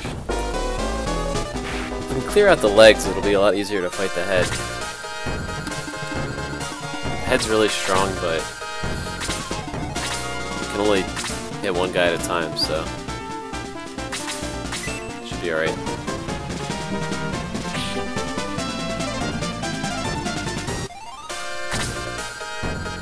Let's get Luke out of there.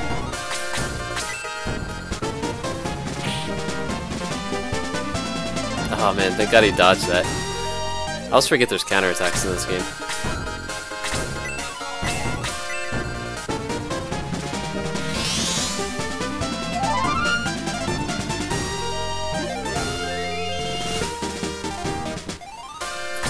That's another thing I forget, that the healer has an offensive spell in this game, Blast. I haven't used it yet, but gotta remember that. Although, to be fair, we have one healer in our whole party, so pretty rare that she gets an opportunity to attack. Her services are needed elsewhere.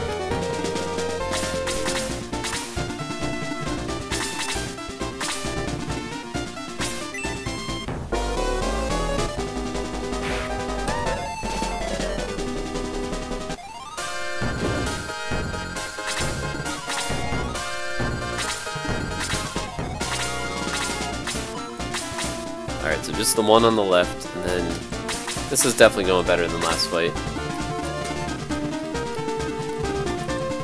Peter up here.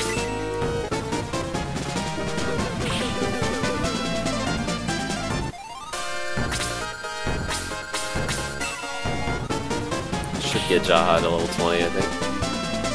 Yeah, alright, so we can make him a Baron at any time now. I think the typical upgrade for warriors, or I think he's a warrior, right? Yeah, is Gladiator, which is the same as it is in the first game. But there's a special, oh man, I didn't mean to do that. There's a special Baron class in this mode that he has this item, this Warrior Pride that we found, that could turn him into a Baron. Pretty sure we're gonna do that, since I've never done it before. I don't know if the Baron's actually better than a Gladiator or not, but we're gonna try it. Alright, who else needs healing? I think he still does. Pretty much everybody needs healing. But her heal level 2 can only reach one extra spot, so I can't reach Chester.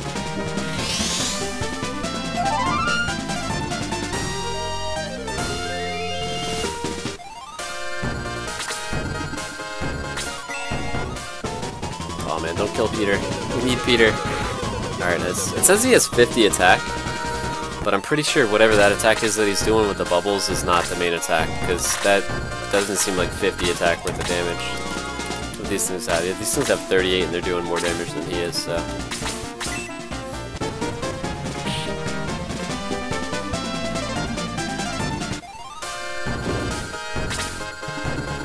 Alright, so we're doing pretty good here. Keep these guys alive. Anybody with range needs to stay alive. Anybody with range or flying ability. Damn, 1 hit point off. Surviving, that's kind of rough. Alright, which means Luke and Chester are like super valuable right now. Oh my god, there goes Chester. I think we can still win it, but it's going to be tough. We pretty much have to get rid of the other legs first now.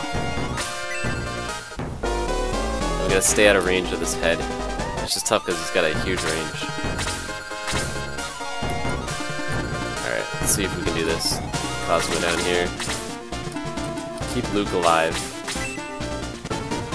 It's confusing that Luke is the Birdman in this game, because Luke was a Dwarven Warrior in the first game. Yeah, Jaha needs healing. Jaha's gonna be like our main tank on the head, so keep him up.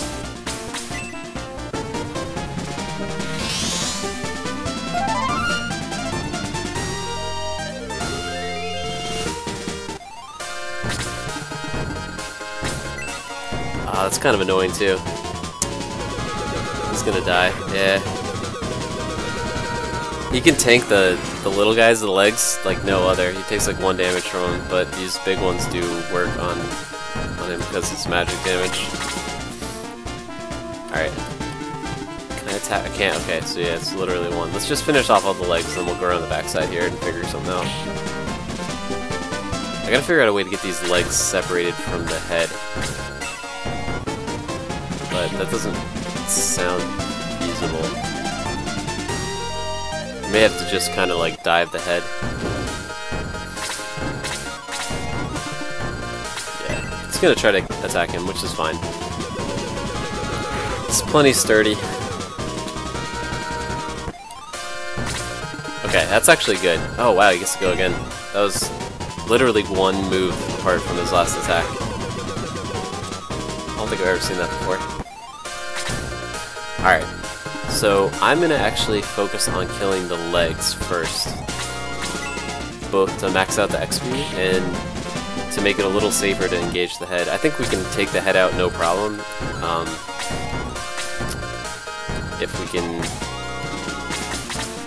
kill the legs.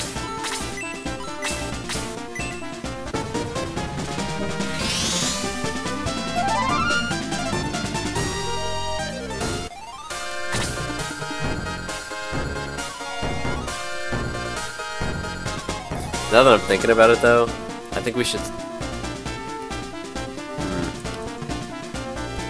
So he has a 3 range, right? So it's 1, 2, 3. He won't be able to hit me here. So yeah, Gerhalt's kind of messed up here. I messed that up. He's gonna die. But we can do this without him still. I'm gonna get Jaha in here just to kind of like provide some extra tanking. If we can get these legs down, we're good. We just gotta survive until then. He's dead though. Yeah.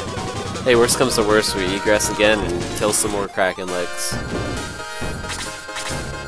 Oh wow. Oh man, this guy's going over and over again. It's crazy.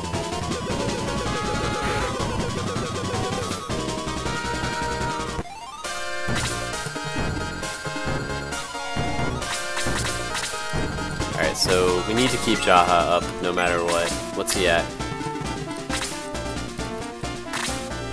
16, so yeah, regular heal should be alright. It's the last one she can do this fight, but she has a couple of healing drops. Honestly, I actually hope they attack the healer at this point. Alright, so I'm gonna take the Birdman out and just try to get these Krakens down. These things need to die, the legs. Totally fine. Hit the healer all day. Nice, and if she takes 2 hits, even better. At this point, anyone we can keep up, because we can stay away from the Kraken head, no problem. Alright, so we're gonna kill this thing. Just get it out of the way. We can stay out of range of the head if we just go to the other side of the raft. Yeah, so the priest is dead, but that's okay. It's gonna be close, but I think we got this. Depending on the order, the turn order, in terms of like if the leg goes before we get to kill it, because the leg's probably gonna kill the Birdman here. Oh man, this is dangerous. The question is, can he one-shot the leg? I don't think it's worth putting that to the test. I'm just gonna heal him.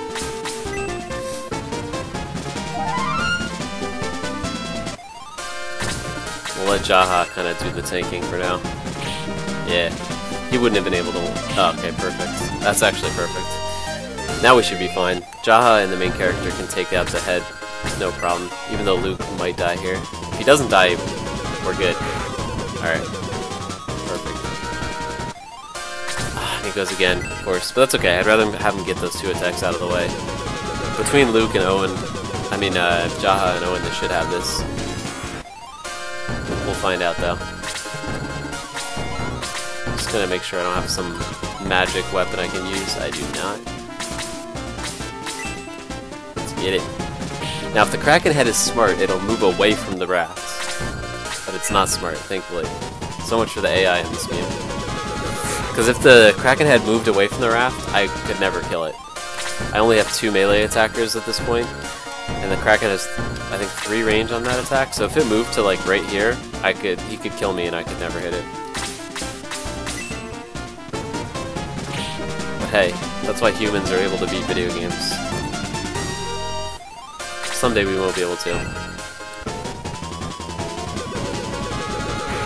Someday the machines will outsmart us, but for now, we've got 90s Genesis games to play to make ourselves feel smart. And this guy gets a lot of attacks. I'm actually feeling a little nervous here, he just might attack again. There's no way, right? He just did 2 attacks literally like back to back. There's no way he gets another one.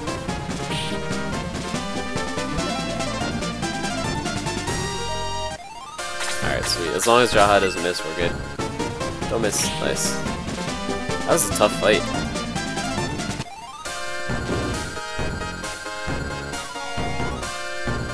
Alright. I'm guessing we go to this town next.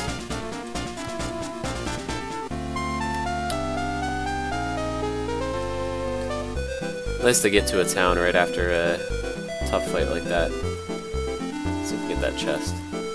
How do we get in there?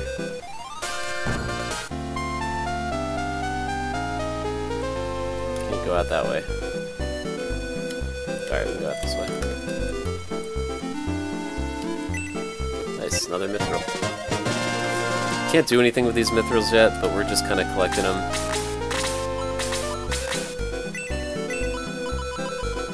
I think later in the game you can use them to make pretty awesome weapons, so just hold on to them for now.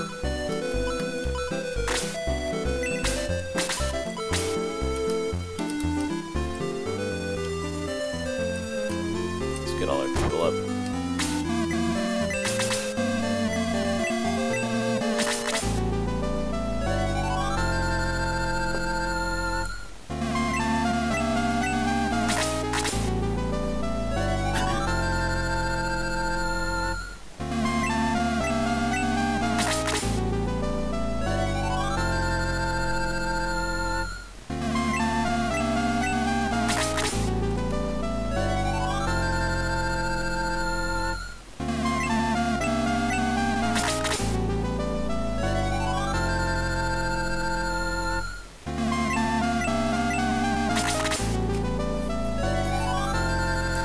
Lost pretty much everyone in that fight. We had 2 characters left alive at the end. Owen and Jaha carrying against the Kraken.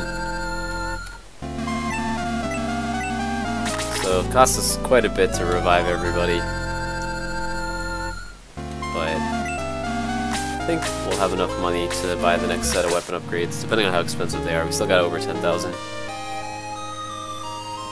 So we got 2 people that we could promote right now, but we're not gonna do it quite yet.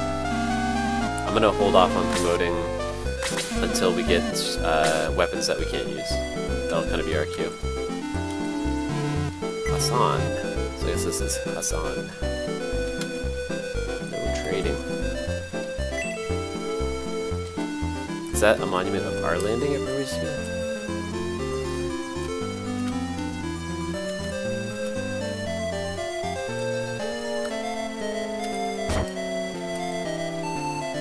Always check your bases.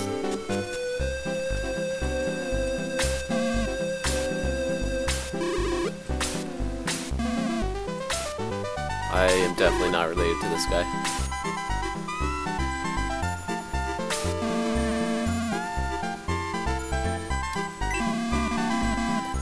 She's after a soldier called Max. I think that was the hero from the first game, like the main character from the first game. Could be wrong though.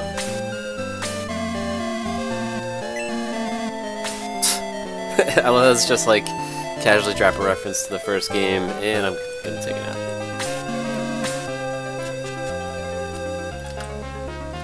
It's the first time we've seen anything mentioned from the first game, if indeed that was a reference to the hero from the first game. Dr. Rode lives in the house over there. He's eccentric and hates talking. Sounds like my kind of guy.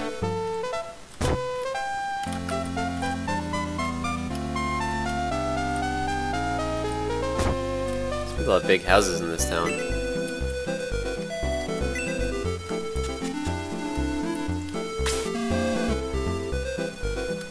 Nice. Anytime you see a portrait, generally means, unless it's like a priest or a king, generally means, or like a shop owner, generally means it's going to be a playable character. Especially if their names are in caps. So names in caps, pretty sure thing you're gonna be able to play them at some point.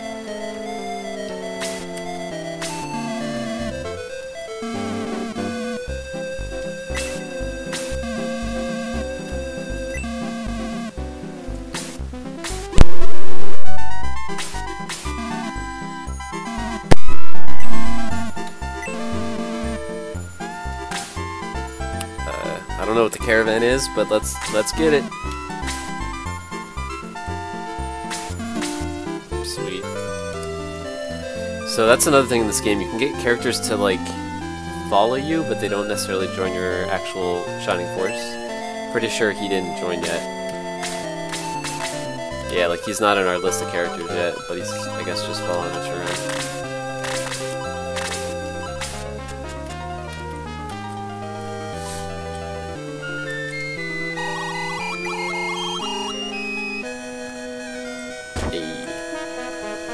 There's one empty bar. Nothing's sadder than the sight of an empty bar. Ooh, weapons.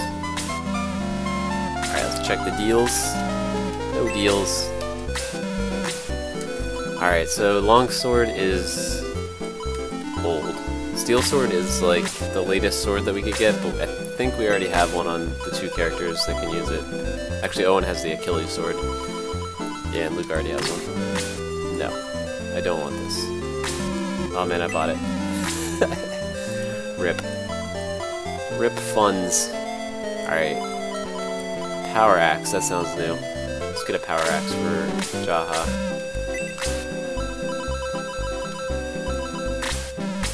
Yes.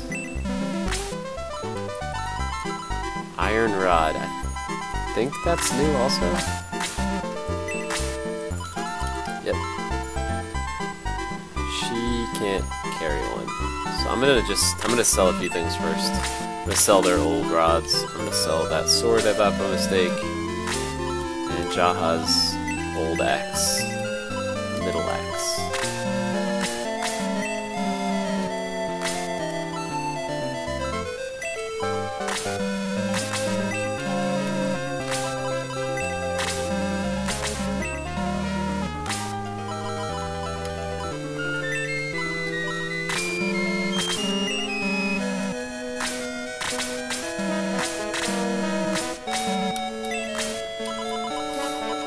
Yeah, the frequency of weapon upgrades in this game is amazing. I love it. I'd say you get them at least 2, if not 3 times faster than you did in Shining Force 1, in terms of how often you get a new weapon for your characters. Power stick? Whoa, hold on a second. Did we just buy iron rods for nothing? We just bought iron rods for nothing. Unforgivable. Okay, so I doubled down on what I just said.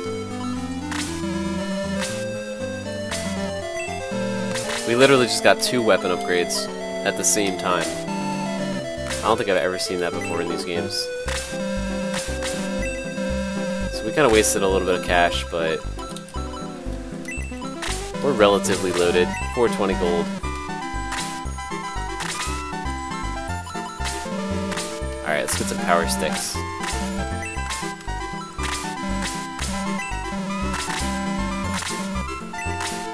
Alright, so we just wasted a ton of money going back and forth on weapons, but that's alright. At the end of the day, we've got power sticks.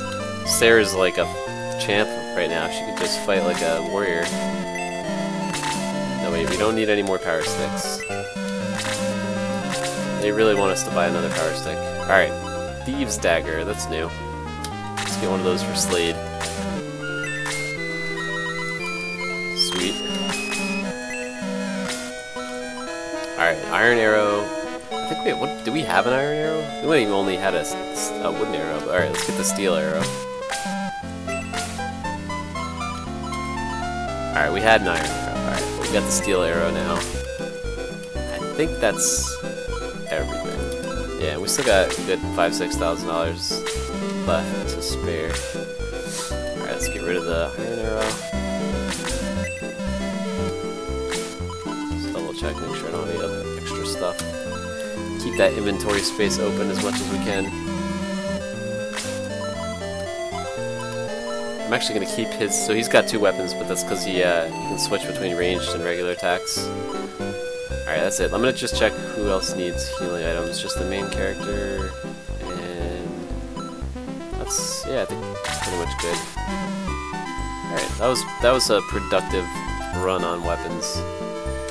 Let's just get that healing item.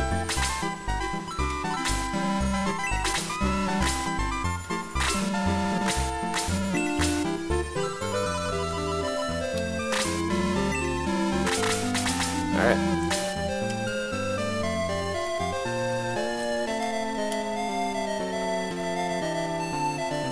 So this is that empty bar again.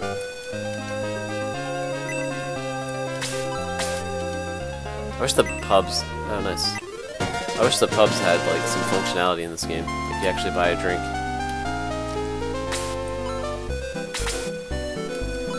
So all these things like the running pimento, which I think adds a move or 2 to a character, we can save all those till we promote people. No sense in using stat potions till after you promote folks, because they lose half their stats when you promote them pretty much. Alright, so what else? We already went in most of these buildings. There's a lot of priests in this town. I'm pretty sure there's at least 3 priests in this town. We did kill the Kraken.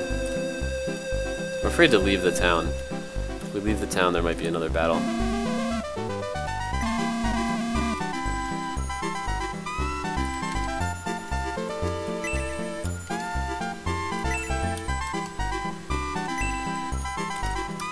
Always worth searching barrels, you never know.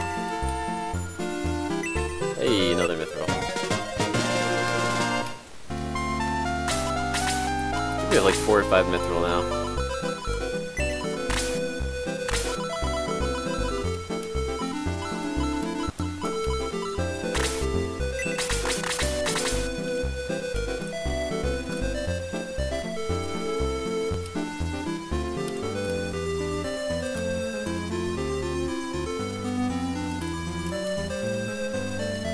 Let's check if there's any other buildings we haven't looked at yet. I think that's everything. Pretty small town. Alright, so we got road with us now. That's the main thing we accomplished here.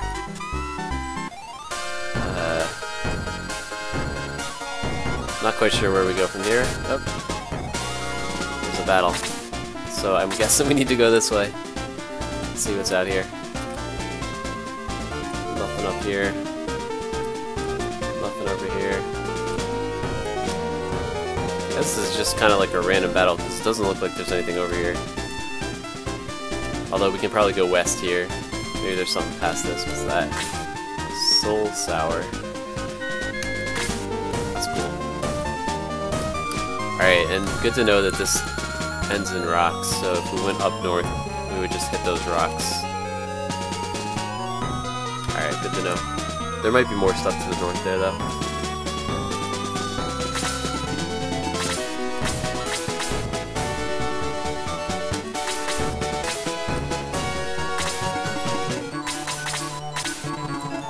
Hopefully this fight won't be quite as tough as the last one. That Kraken fight was nuts.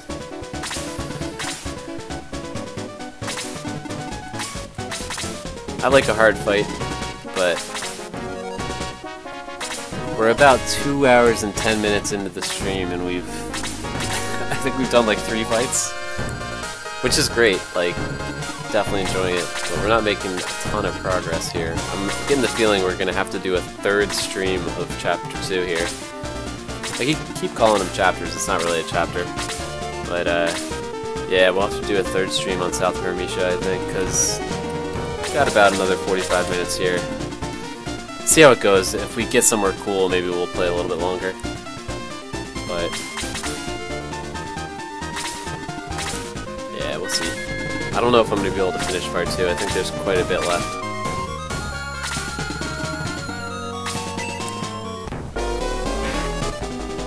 Nothing wrong with that, though. This is the type of game you don't want to have end. I wish this game was like 1,000 hours long. I'd happily play it.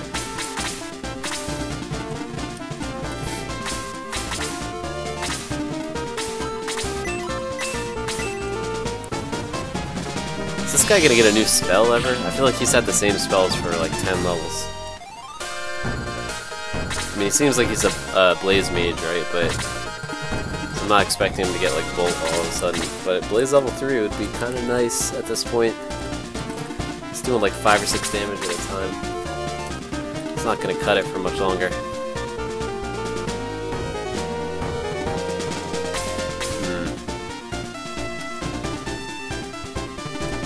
Let's just engage the monk. Oh man, I don't even know. No, let's engage the golem.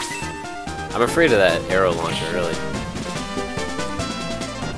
I think it's gonna one-shot like anything it touches, pretty much. I hate these sandy battles. It takes forever to get across the map. There's a lot of enemies on this fight too.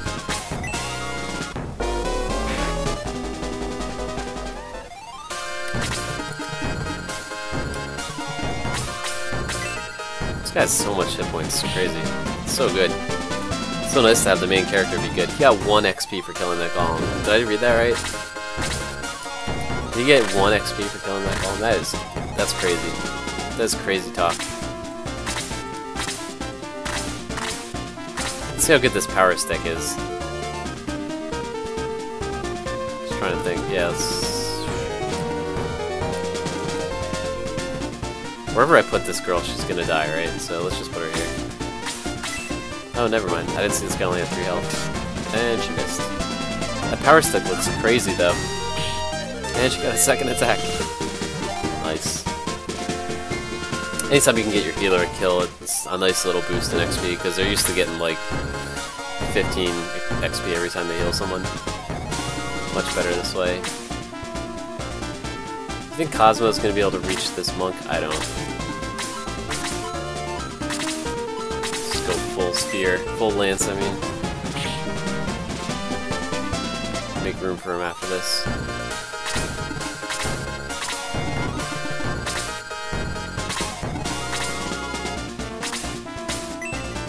Love when the healers heal themselves when they know they're just going to get pounded even harder next time around.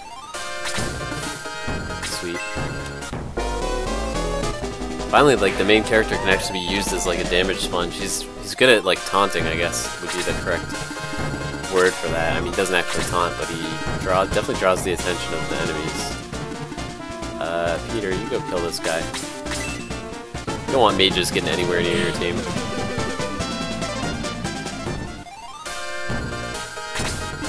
So, since he only got 1 XP from killing that golem, I'm pretty sure we're gonna want to make sure that he doesn't get kills on anything other than stuff we haven't fought before, because it's going to just kind of be useless. I'm not going to get anything out of it. You don't want to waste kills on getting 1 XP.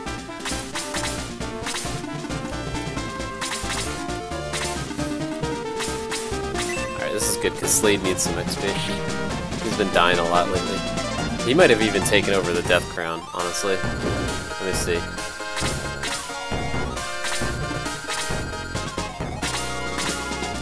Today is Wednesday, right? Not like crazy? Okay, it is Wednesday. Alright, he's died 7 times. The mage has died 10 times. Jeez. It's rough. Someone kill himself? Want to make sure Cosmo can get the kill. Yeah, alright, let's just do this.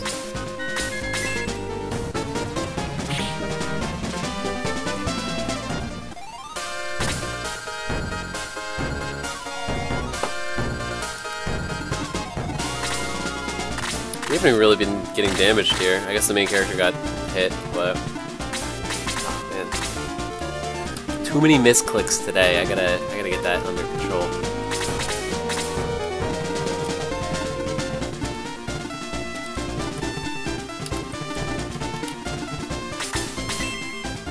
Find a place to put Luke where he doesn't die every fight too. He's been dying quite a bit.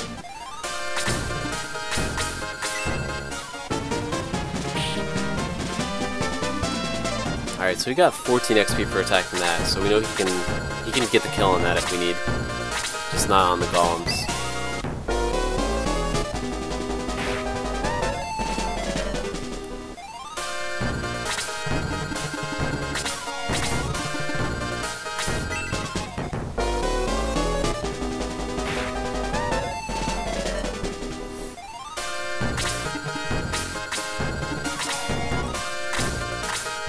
I don't think she's gonna kill it. If she does, not the end of the world. Damn. Really wanted Cosmo to get that, but that's okay. She needs levels too. Everybody needs levels, really. As long as you're not getting 1 XP from killing stuff, you need levels.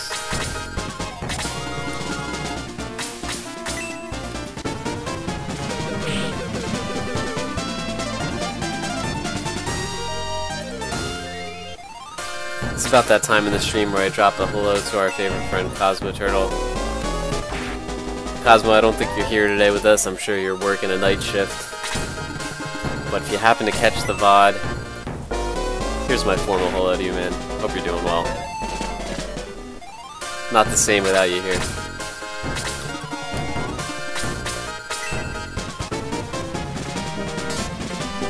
At least you're represented in game by this tiny, low hit point turtle.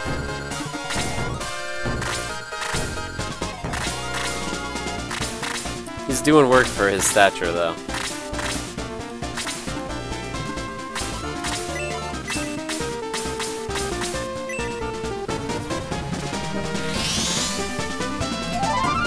It's a nice background there. Desert, I like that.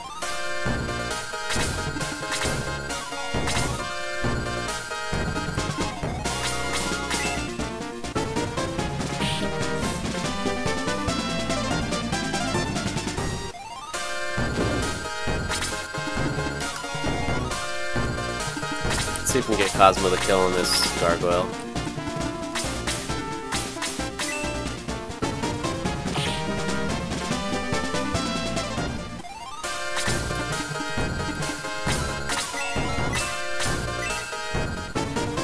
One more attack after this should get him in range.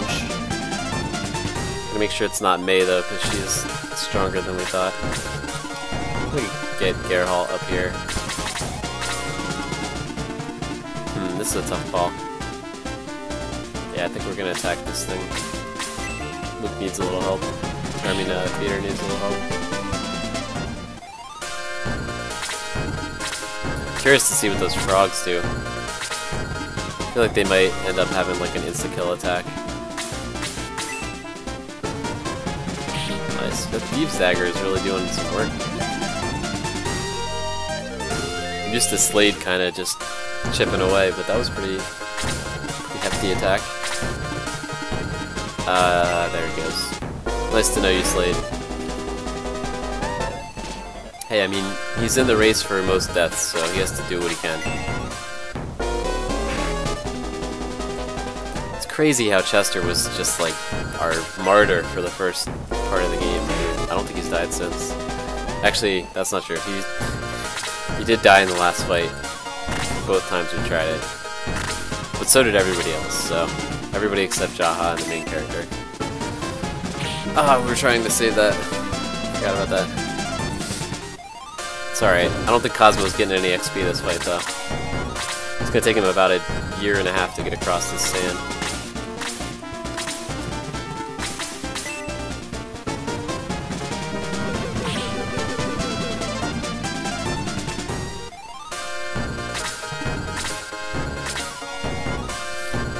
Get him on the grass here, maybe he can actually get a little closer.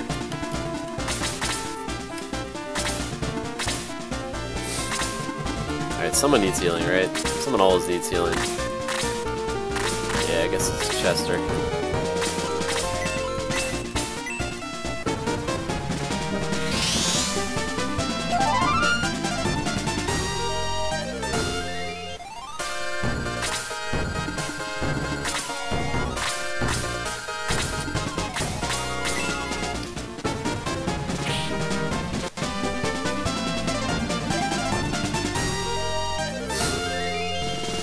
They did a good job of making the characters a little more balanced in this game too. I feel like in the last game there was pretty obvious examples of characters that were just really hard to get leveled up.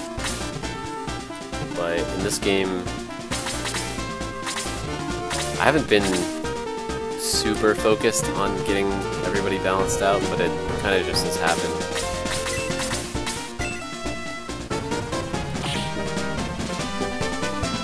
We do have a few people who are, you know, a couple levels behind the others, but Not really noticeably weaker.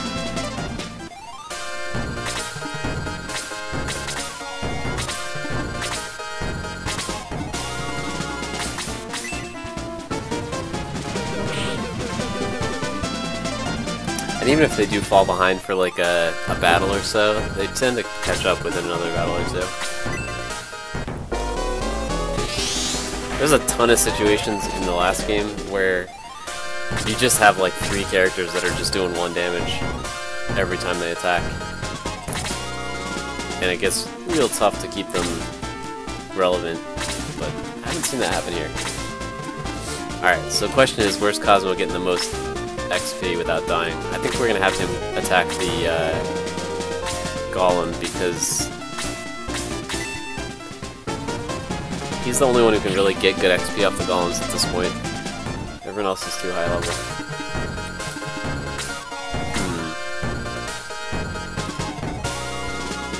Suppose we should be attacking the monk here.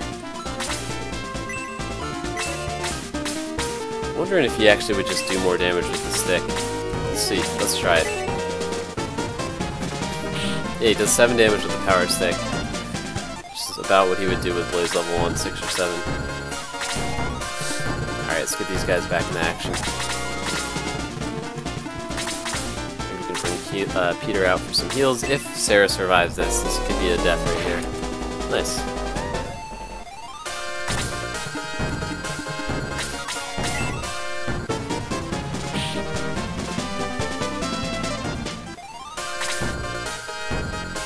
Alright, I'm gonna bring her up here and just heal her, and then when Peter comes down,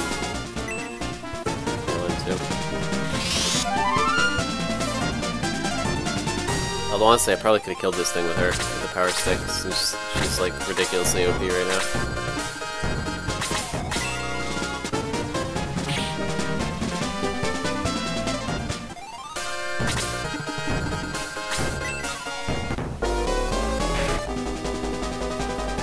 That AI. Who needs magic?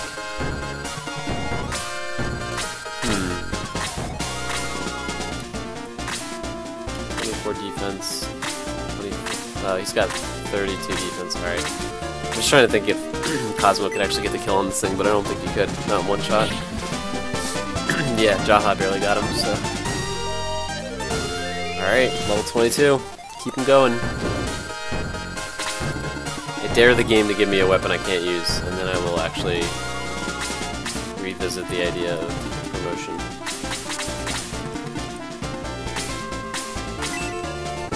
Alright, hopefully she doesn't kill this. Nice. This should be perfect for Cosmo to get the kill.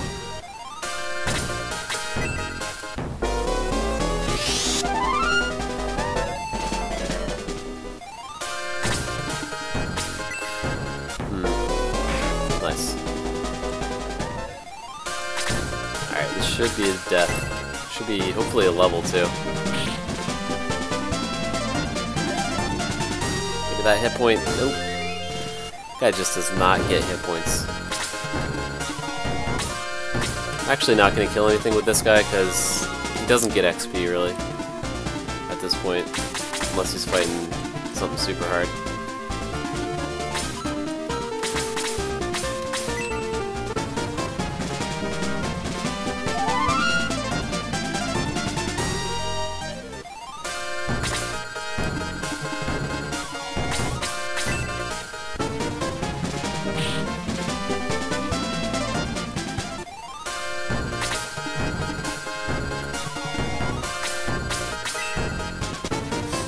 I'm guessing this Toad is the boss of this fight, so I'll try not to kill him before those other 2 guys.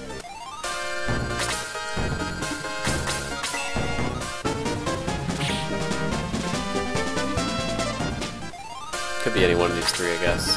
But I'm guessing it's the Toad because he's an enemy we haven't fought in previous fights.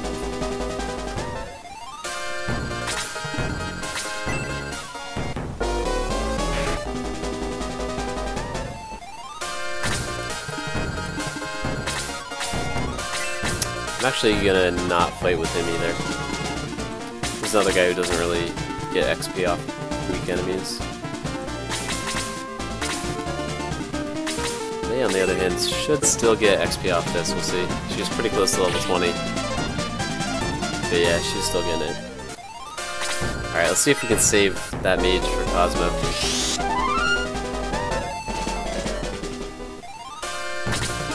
Nice. Perfect.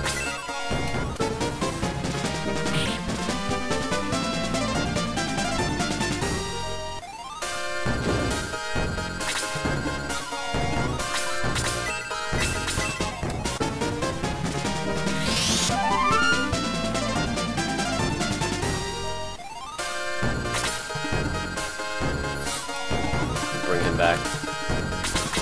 No rush here.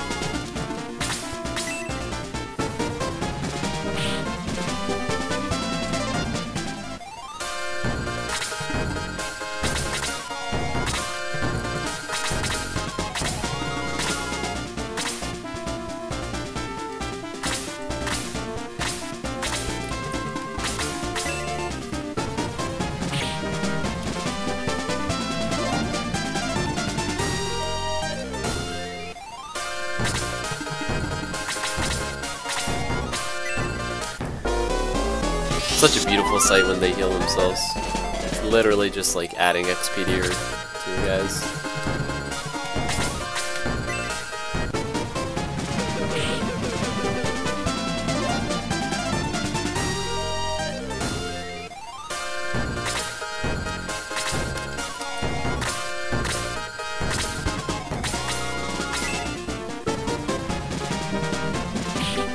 Alright, perfect. Cosmo should be able to finish that guy off.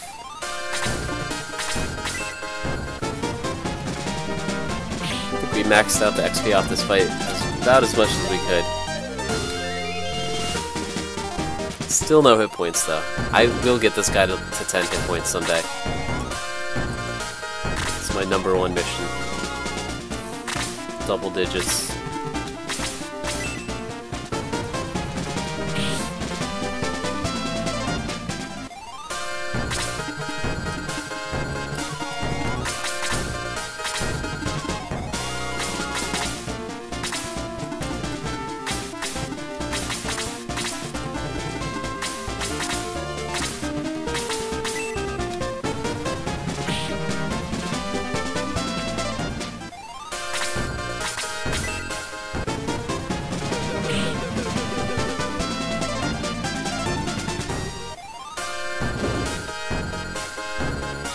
Alright, so it didn't look like there was anything in this screen here.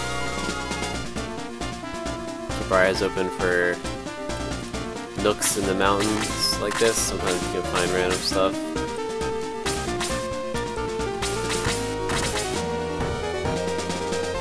Doesn't look like it. Alright, let's check out the next screen.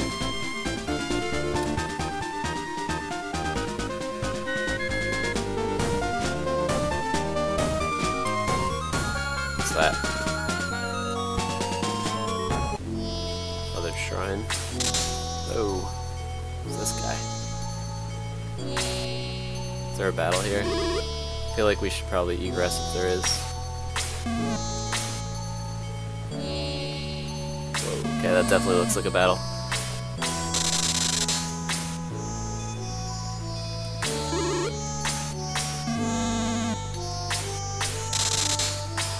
Alright, yeah, we'll toss an egress, get our party back up. I think we only lost... Yeah, we lost like one person there. Probably worth going back though. Won't take us long to get back here.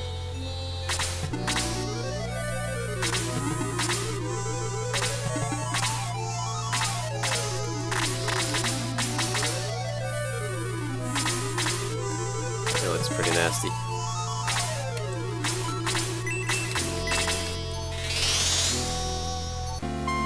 Let's get the party back together.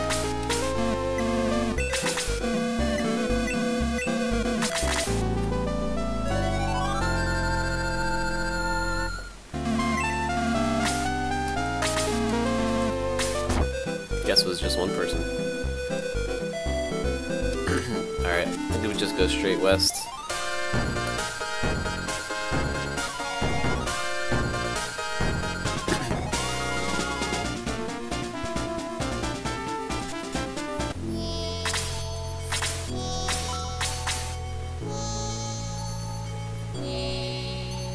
Guess we'll split up left and right.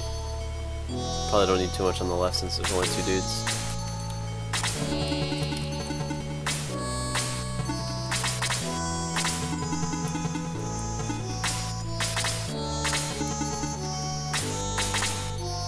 Send Jaha over there to clear him out on his own.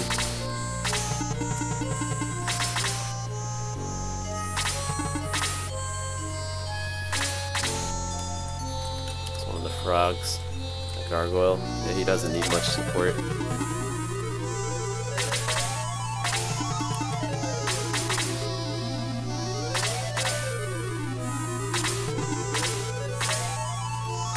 What this guy does. I guess he just swings a big sword. Oh man, can we get that sword? That would be amazing.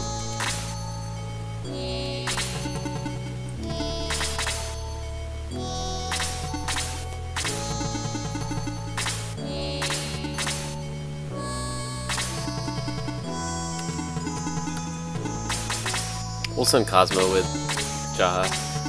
They should be able to take those guys out by themselves.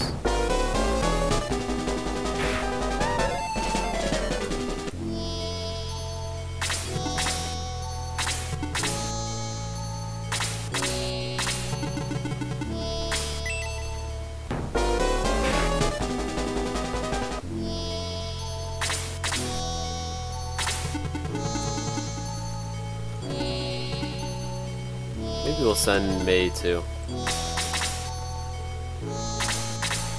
Since it looks like they're going to be able to wrap around a little bit up there.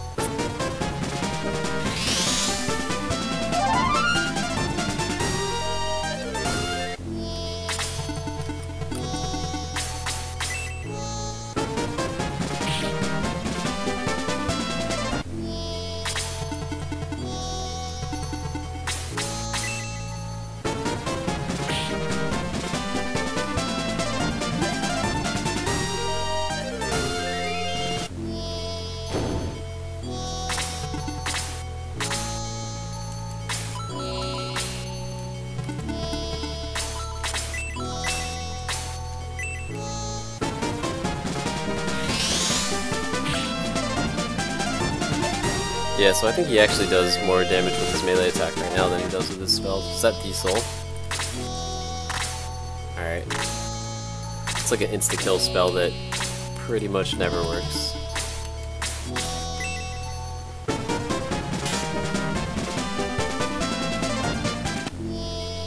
I want Blaze level 3 or Bolt or Freeze or something.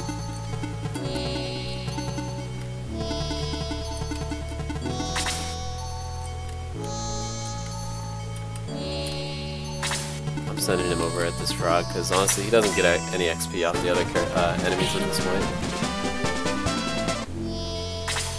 And then Jaha can take this stuff. I'll send the other guys back to the east.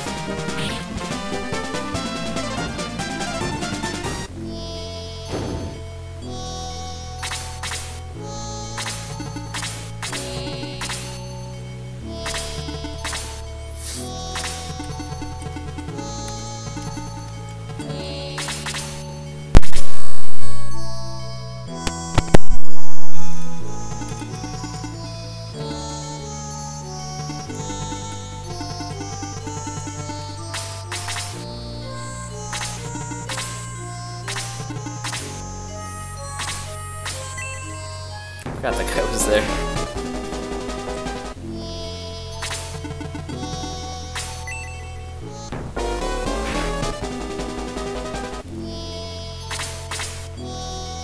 Alright, our healer needs something to do. Ever since that Kraken fight, these battles have seemed pretty easy.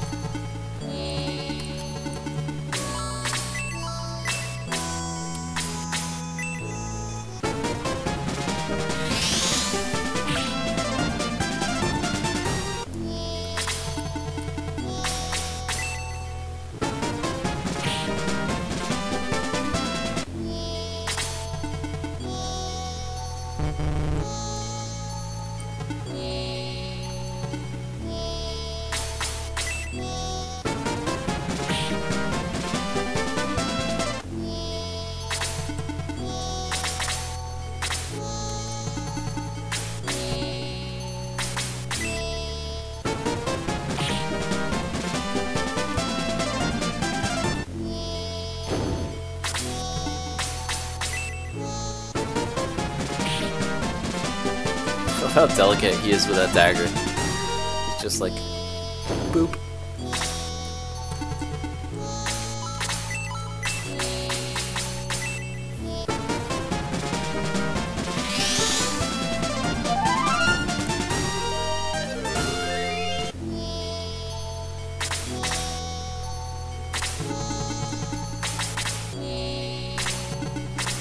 There's a chest up there.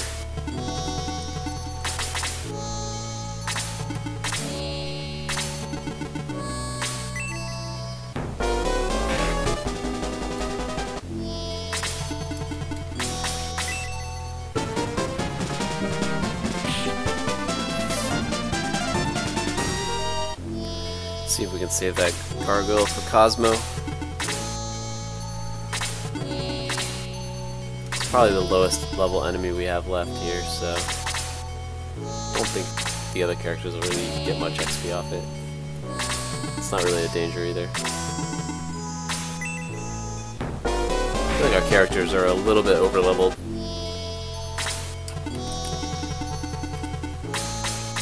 Not all of them, but most of them. Anytime you get weapon upgrades in this game too, it instantly feels like your guys are super strong for like the next battle or so. Let's send the healer over here.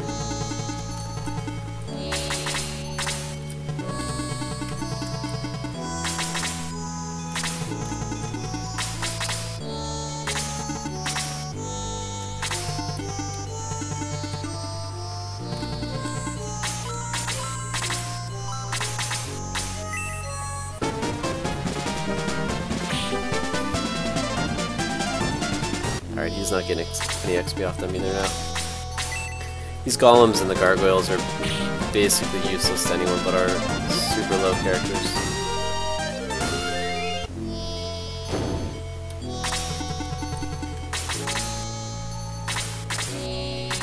That guy's gonna be fun to fight though.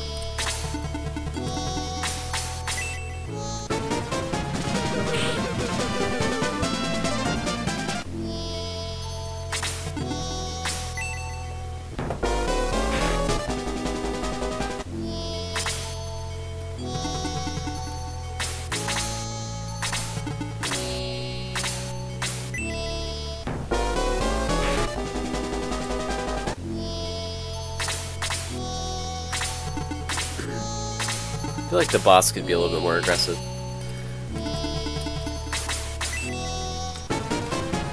It's not so scary when you can kind of clear out everything around them and then just go take them on one-on-one.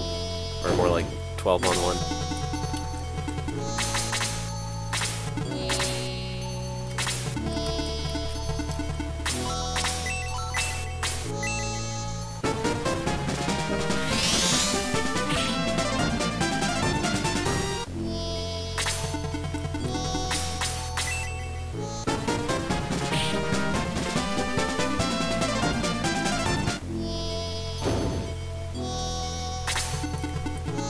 Guess I should wait for the healer.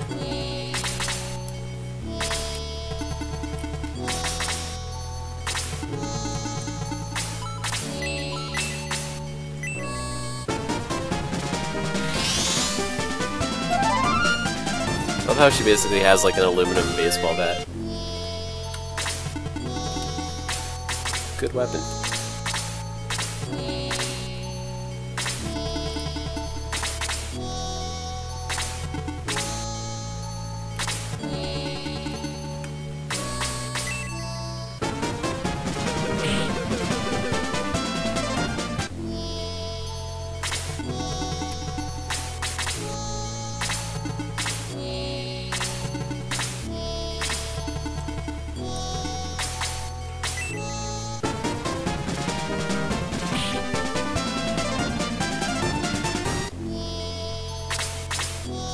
Battle music is so low-key in this game.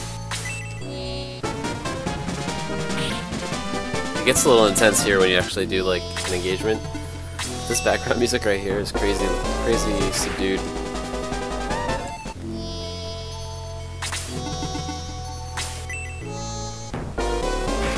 Especially for this is kind of a boss fight. I mean, It's not like one of the most important bosses, but we're fighting like a unique enemy. Should be some kind of excitement going on. Alright, so Luke can't get much off those guys either now.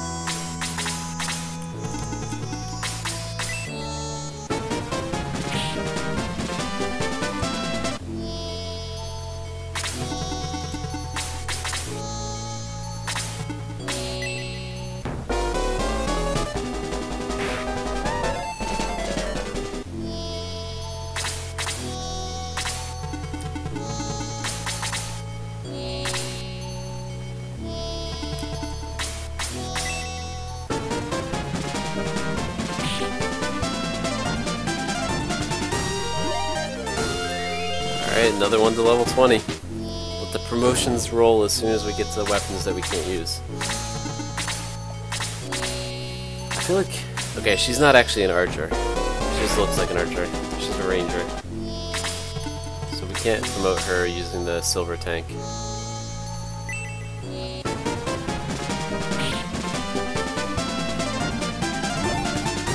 Alright, Cosmo's moving up in the world. Still no 10th hit point. The elusive 10th hit point will be found eventually, but not yet. I'm beginning to think even that's not possible. He's gonna be stuck at 9 for the whole game.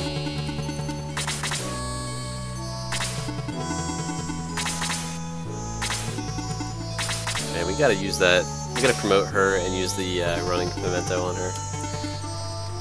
Her move is terrible. I guess there's a few characters though that have really bad moves. We'll have to think about that.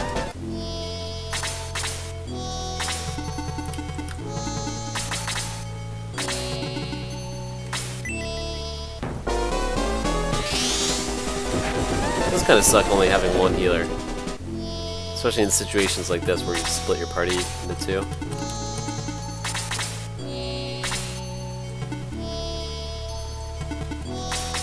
I wonder if the boss will come down and attack us. I'm guessing he won't, but we'll see. Yeah, no, he's stuck in place.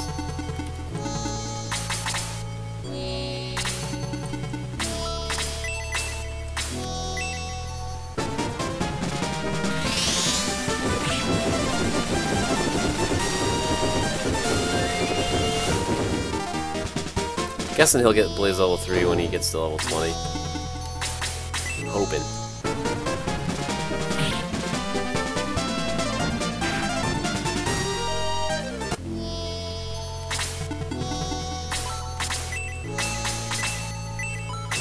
We'll use up her magic. She's not going to get anywhere close to the rest of the party in time to use it.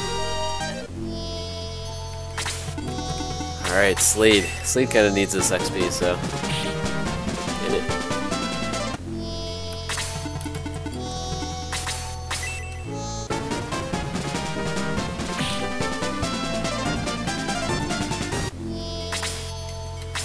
Interestingly enough, Geralt does too. He's a really strong character, but I don't know, he's been getting killed a lot, so he hasn't really been able to participate as much as you'd expect.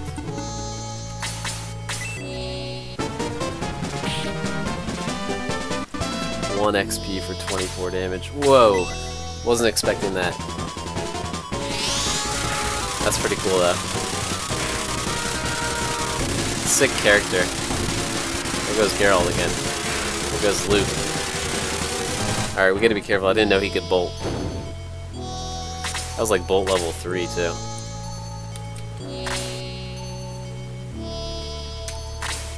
Alright. be a little bit more cautious about this approach.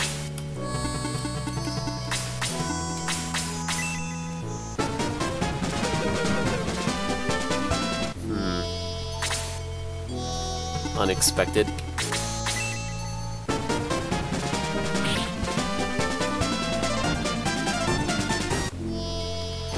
Wonder if only, like, magic can damage him? Maybe. He does not like Peter.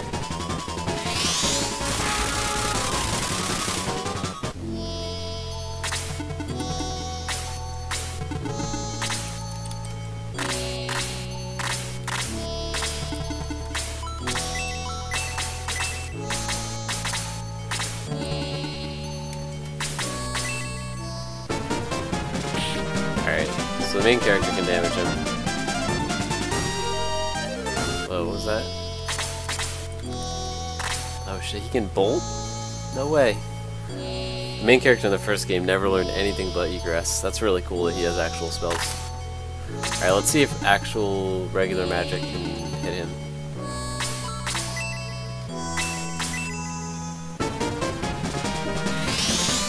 Alright, so it's just the main character. So we should just get everybody else out of there.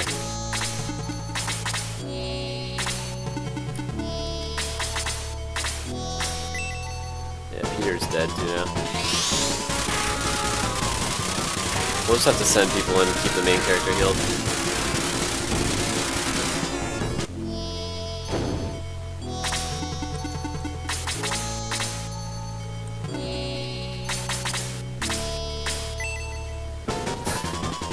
Wrecking people. Although he just like puts his sword down and it kills this guy. That's fine though. As long as he's not killing the main character, he's kind of the only important one. Nice, double attack. Alright, so I think we're okay. Oh, we got a counter attack in. Battle was chock full of surprises.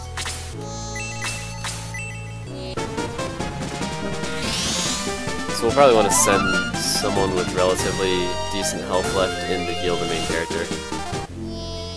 Man, he gets a lot of moves. As long as he doesn't get a double attack. Alright, I was gonna say, that could have been tragic. I'm not even gonna worry about health, I'm just gonna get him in here. Don't really want to have to do this fight over. Alright, we got this.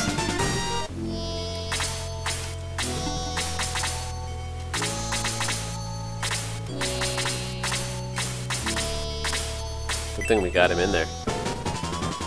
Could have been a disaster. Might as well just use up our magic. Keep the main character up.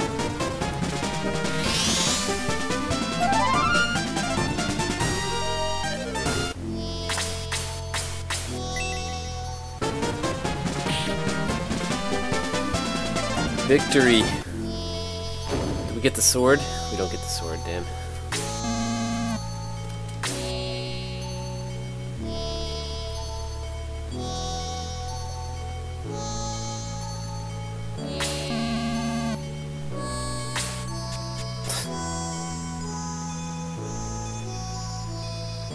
This guy's like Ant-Man.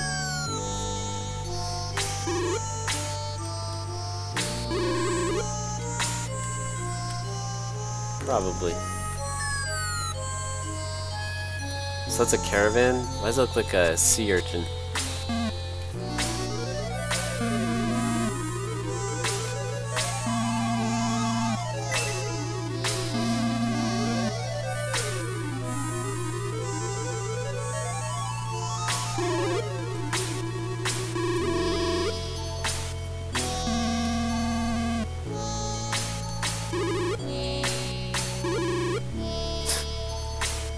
Says the robot, or says the vulture. The vulture chicken.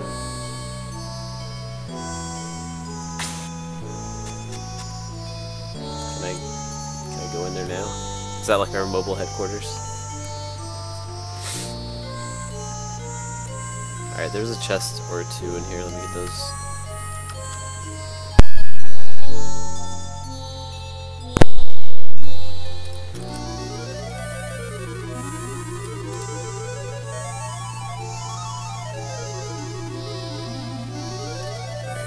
think there was a second one.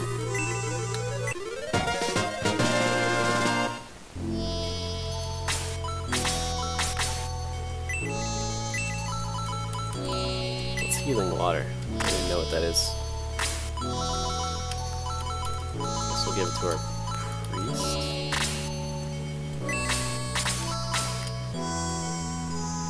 Alright, was there another chest down here? It's blocked off.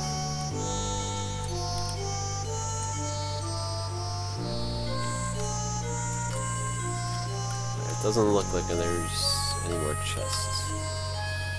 Just double check up here. Nope.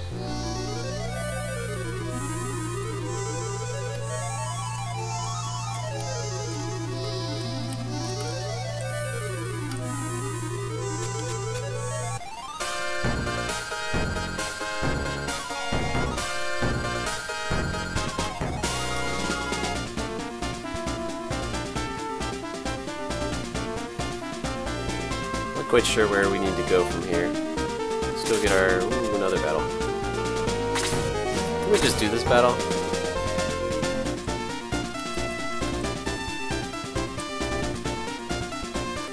So we literally just did this battle, so I'm gonna egress out of this battle because I don't know if we need to do that. If we have to do it again, we'll do it again, but let's find out. Getting pretty close to calling it here as well.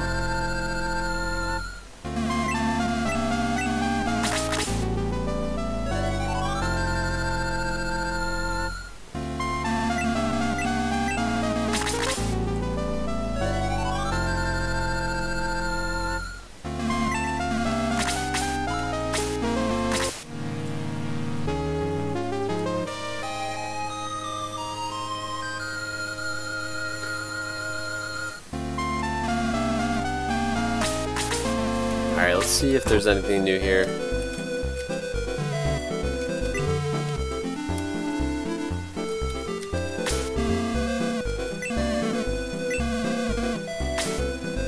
Who's this guy?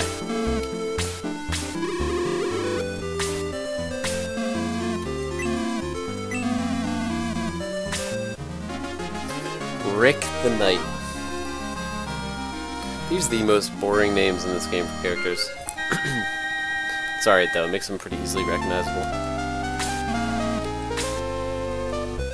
Alright, so we got Rick the Knight. Why is this guy up here? Whoa. Whoa. There's all kinds of stuff out here. So this is the same town we were in before, but it looks like this guy has all new weapons. I'll take it. Alright, so let's see who... Let's just spend all our money. Let's see who we can get stuff for. Alright, so is this better than the Achilles sword? Oh, I see. These are the weapons we need to promote for. Looks like. So let's go promote people. Yeah, okay, Jaha can actually use this, so we don't need to promote Jaha yet. The broadsword we do need to promote for. With the power spear. Alright, power spear we don't need to promote for. I think we get one of these for Rick as well. Yeah. I think that's it, right? We don't have any other lights. Nope. Alright, Robin Arrow. We need this for May. Okay, May needs to get promoted too, because she can't use this. Who else? Flail. Guess that's for the priest? I'm guessing. So Sarah's not even level 20 yet, so we won't get the flail. Not sure who else would use a flail. A leather glove. That's a weird thing. Who could that be for? Oh, maybe is there like a monk? I know we can promote to Master Monk if we get... I forget, it's one of the items, one of the special items. Right now we just have Warrior Pride and the Silver Tank. So I think we're good for now. But should we buy these just in case? Maybe we should. Let's go promote first. That's cool that that guy's just like standing there. I'm sure a lot of people just walk right by him.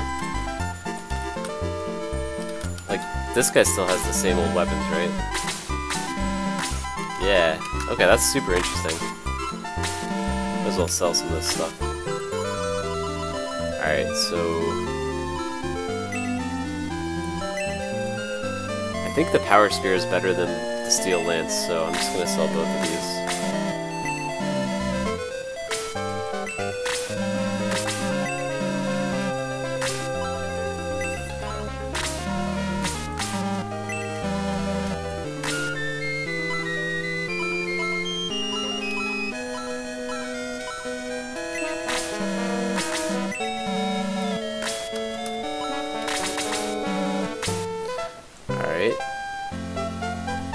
So far so good. Let's go see if we can promote. Where's the priest? So I think we want to promote the main character and May.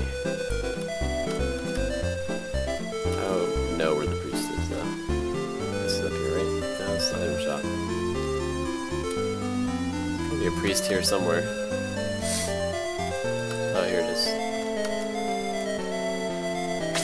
Alright, so in the last game, in Shining Force 1, you want to wait till level 20 at least before you promote your guys. So I'm sure there's some benefit to waiting longer to promote your guys in this as well, but I think I'm just going to go ahead and promote them.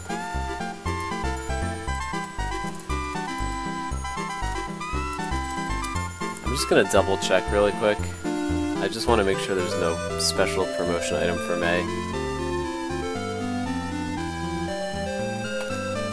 So there's the Warrior Pride, which is for warriors, obviously. Pegasus Wing for knights, the Vigor Ball for priests, the Secret Book for mages, and the Silver Tank for archers.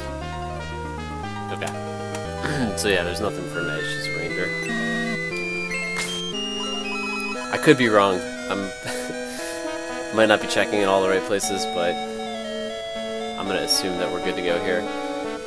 So I'm gonna promote the main character. Actually, before I do this, I'm gonna check a couple things.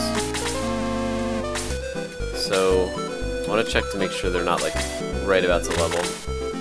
He's kind of close to a level. She's not. I'm gonna promote her. Let's just get our first promotion over with. I might keep the main character unpromoted. What do you guys think?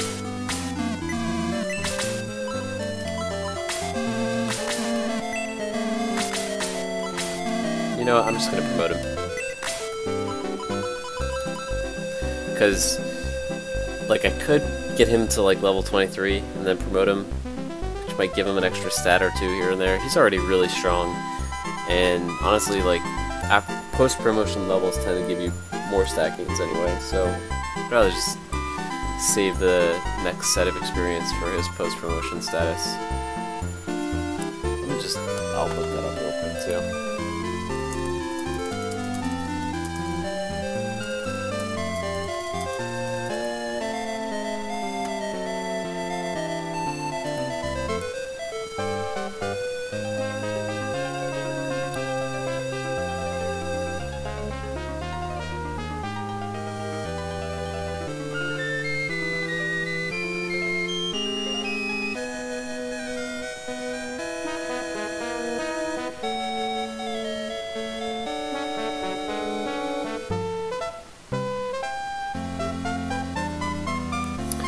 Alright, so doing a quick search just for general information. It seems like we should not be promoting right away. It seems like waiting till like level 30-ish is good. So I'm gonna wait for now. We'll promote next.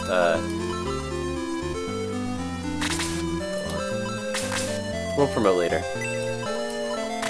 Let me just pass this stuff along. I want to open up some space. Because because I want to at least buy these weapons, even though we're not going to be able to use them right now. I'm not sure when we'll get the next opportunity to buy these. It could be like, you know, immediately here. This could be kind of a waste, but I'm going to buy them anyway. That way we're ready to go. Alright, and I'm going to buy the broadsword. I'm not even going to buy the broadsword. He has the Achilles sword. I can't imagine the broadsword's that much better than that. And yeah, we'll hold off on these other ones. Alright, we're good for now. Alright, so we're here in Hassan.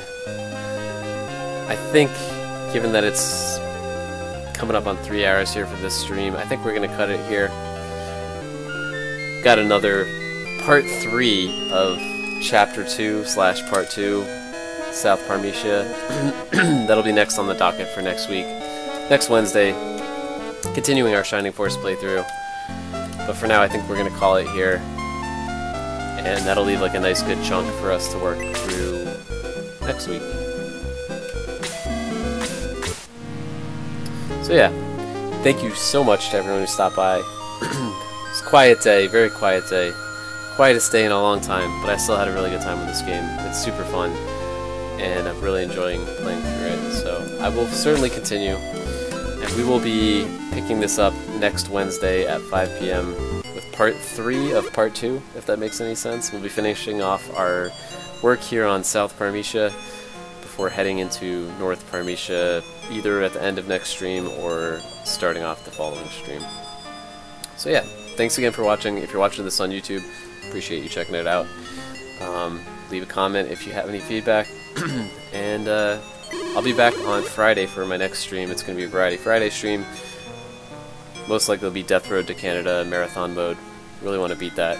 So yeah, see you then hopefully. If not, back on Monday for more Realm of the Mad God with viewers, and then back next Wednesday for the continuation of our Shining Force 2 playthrough. Thanks again, guys. Have a great night, and I will see you soon.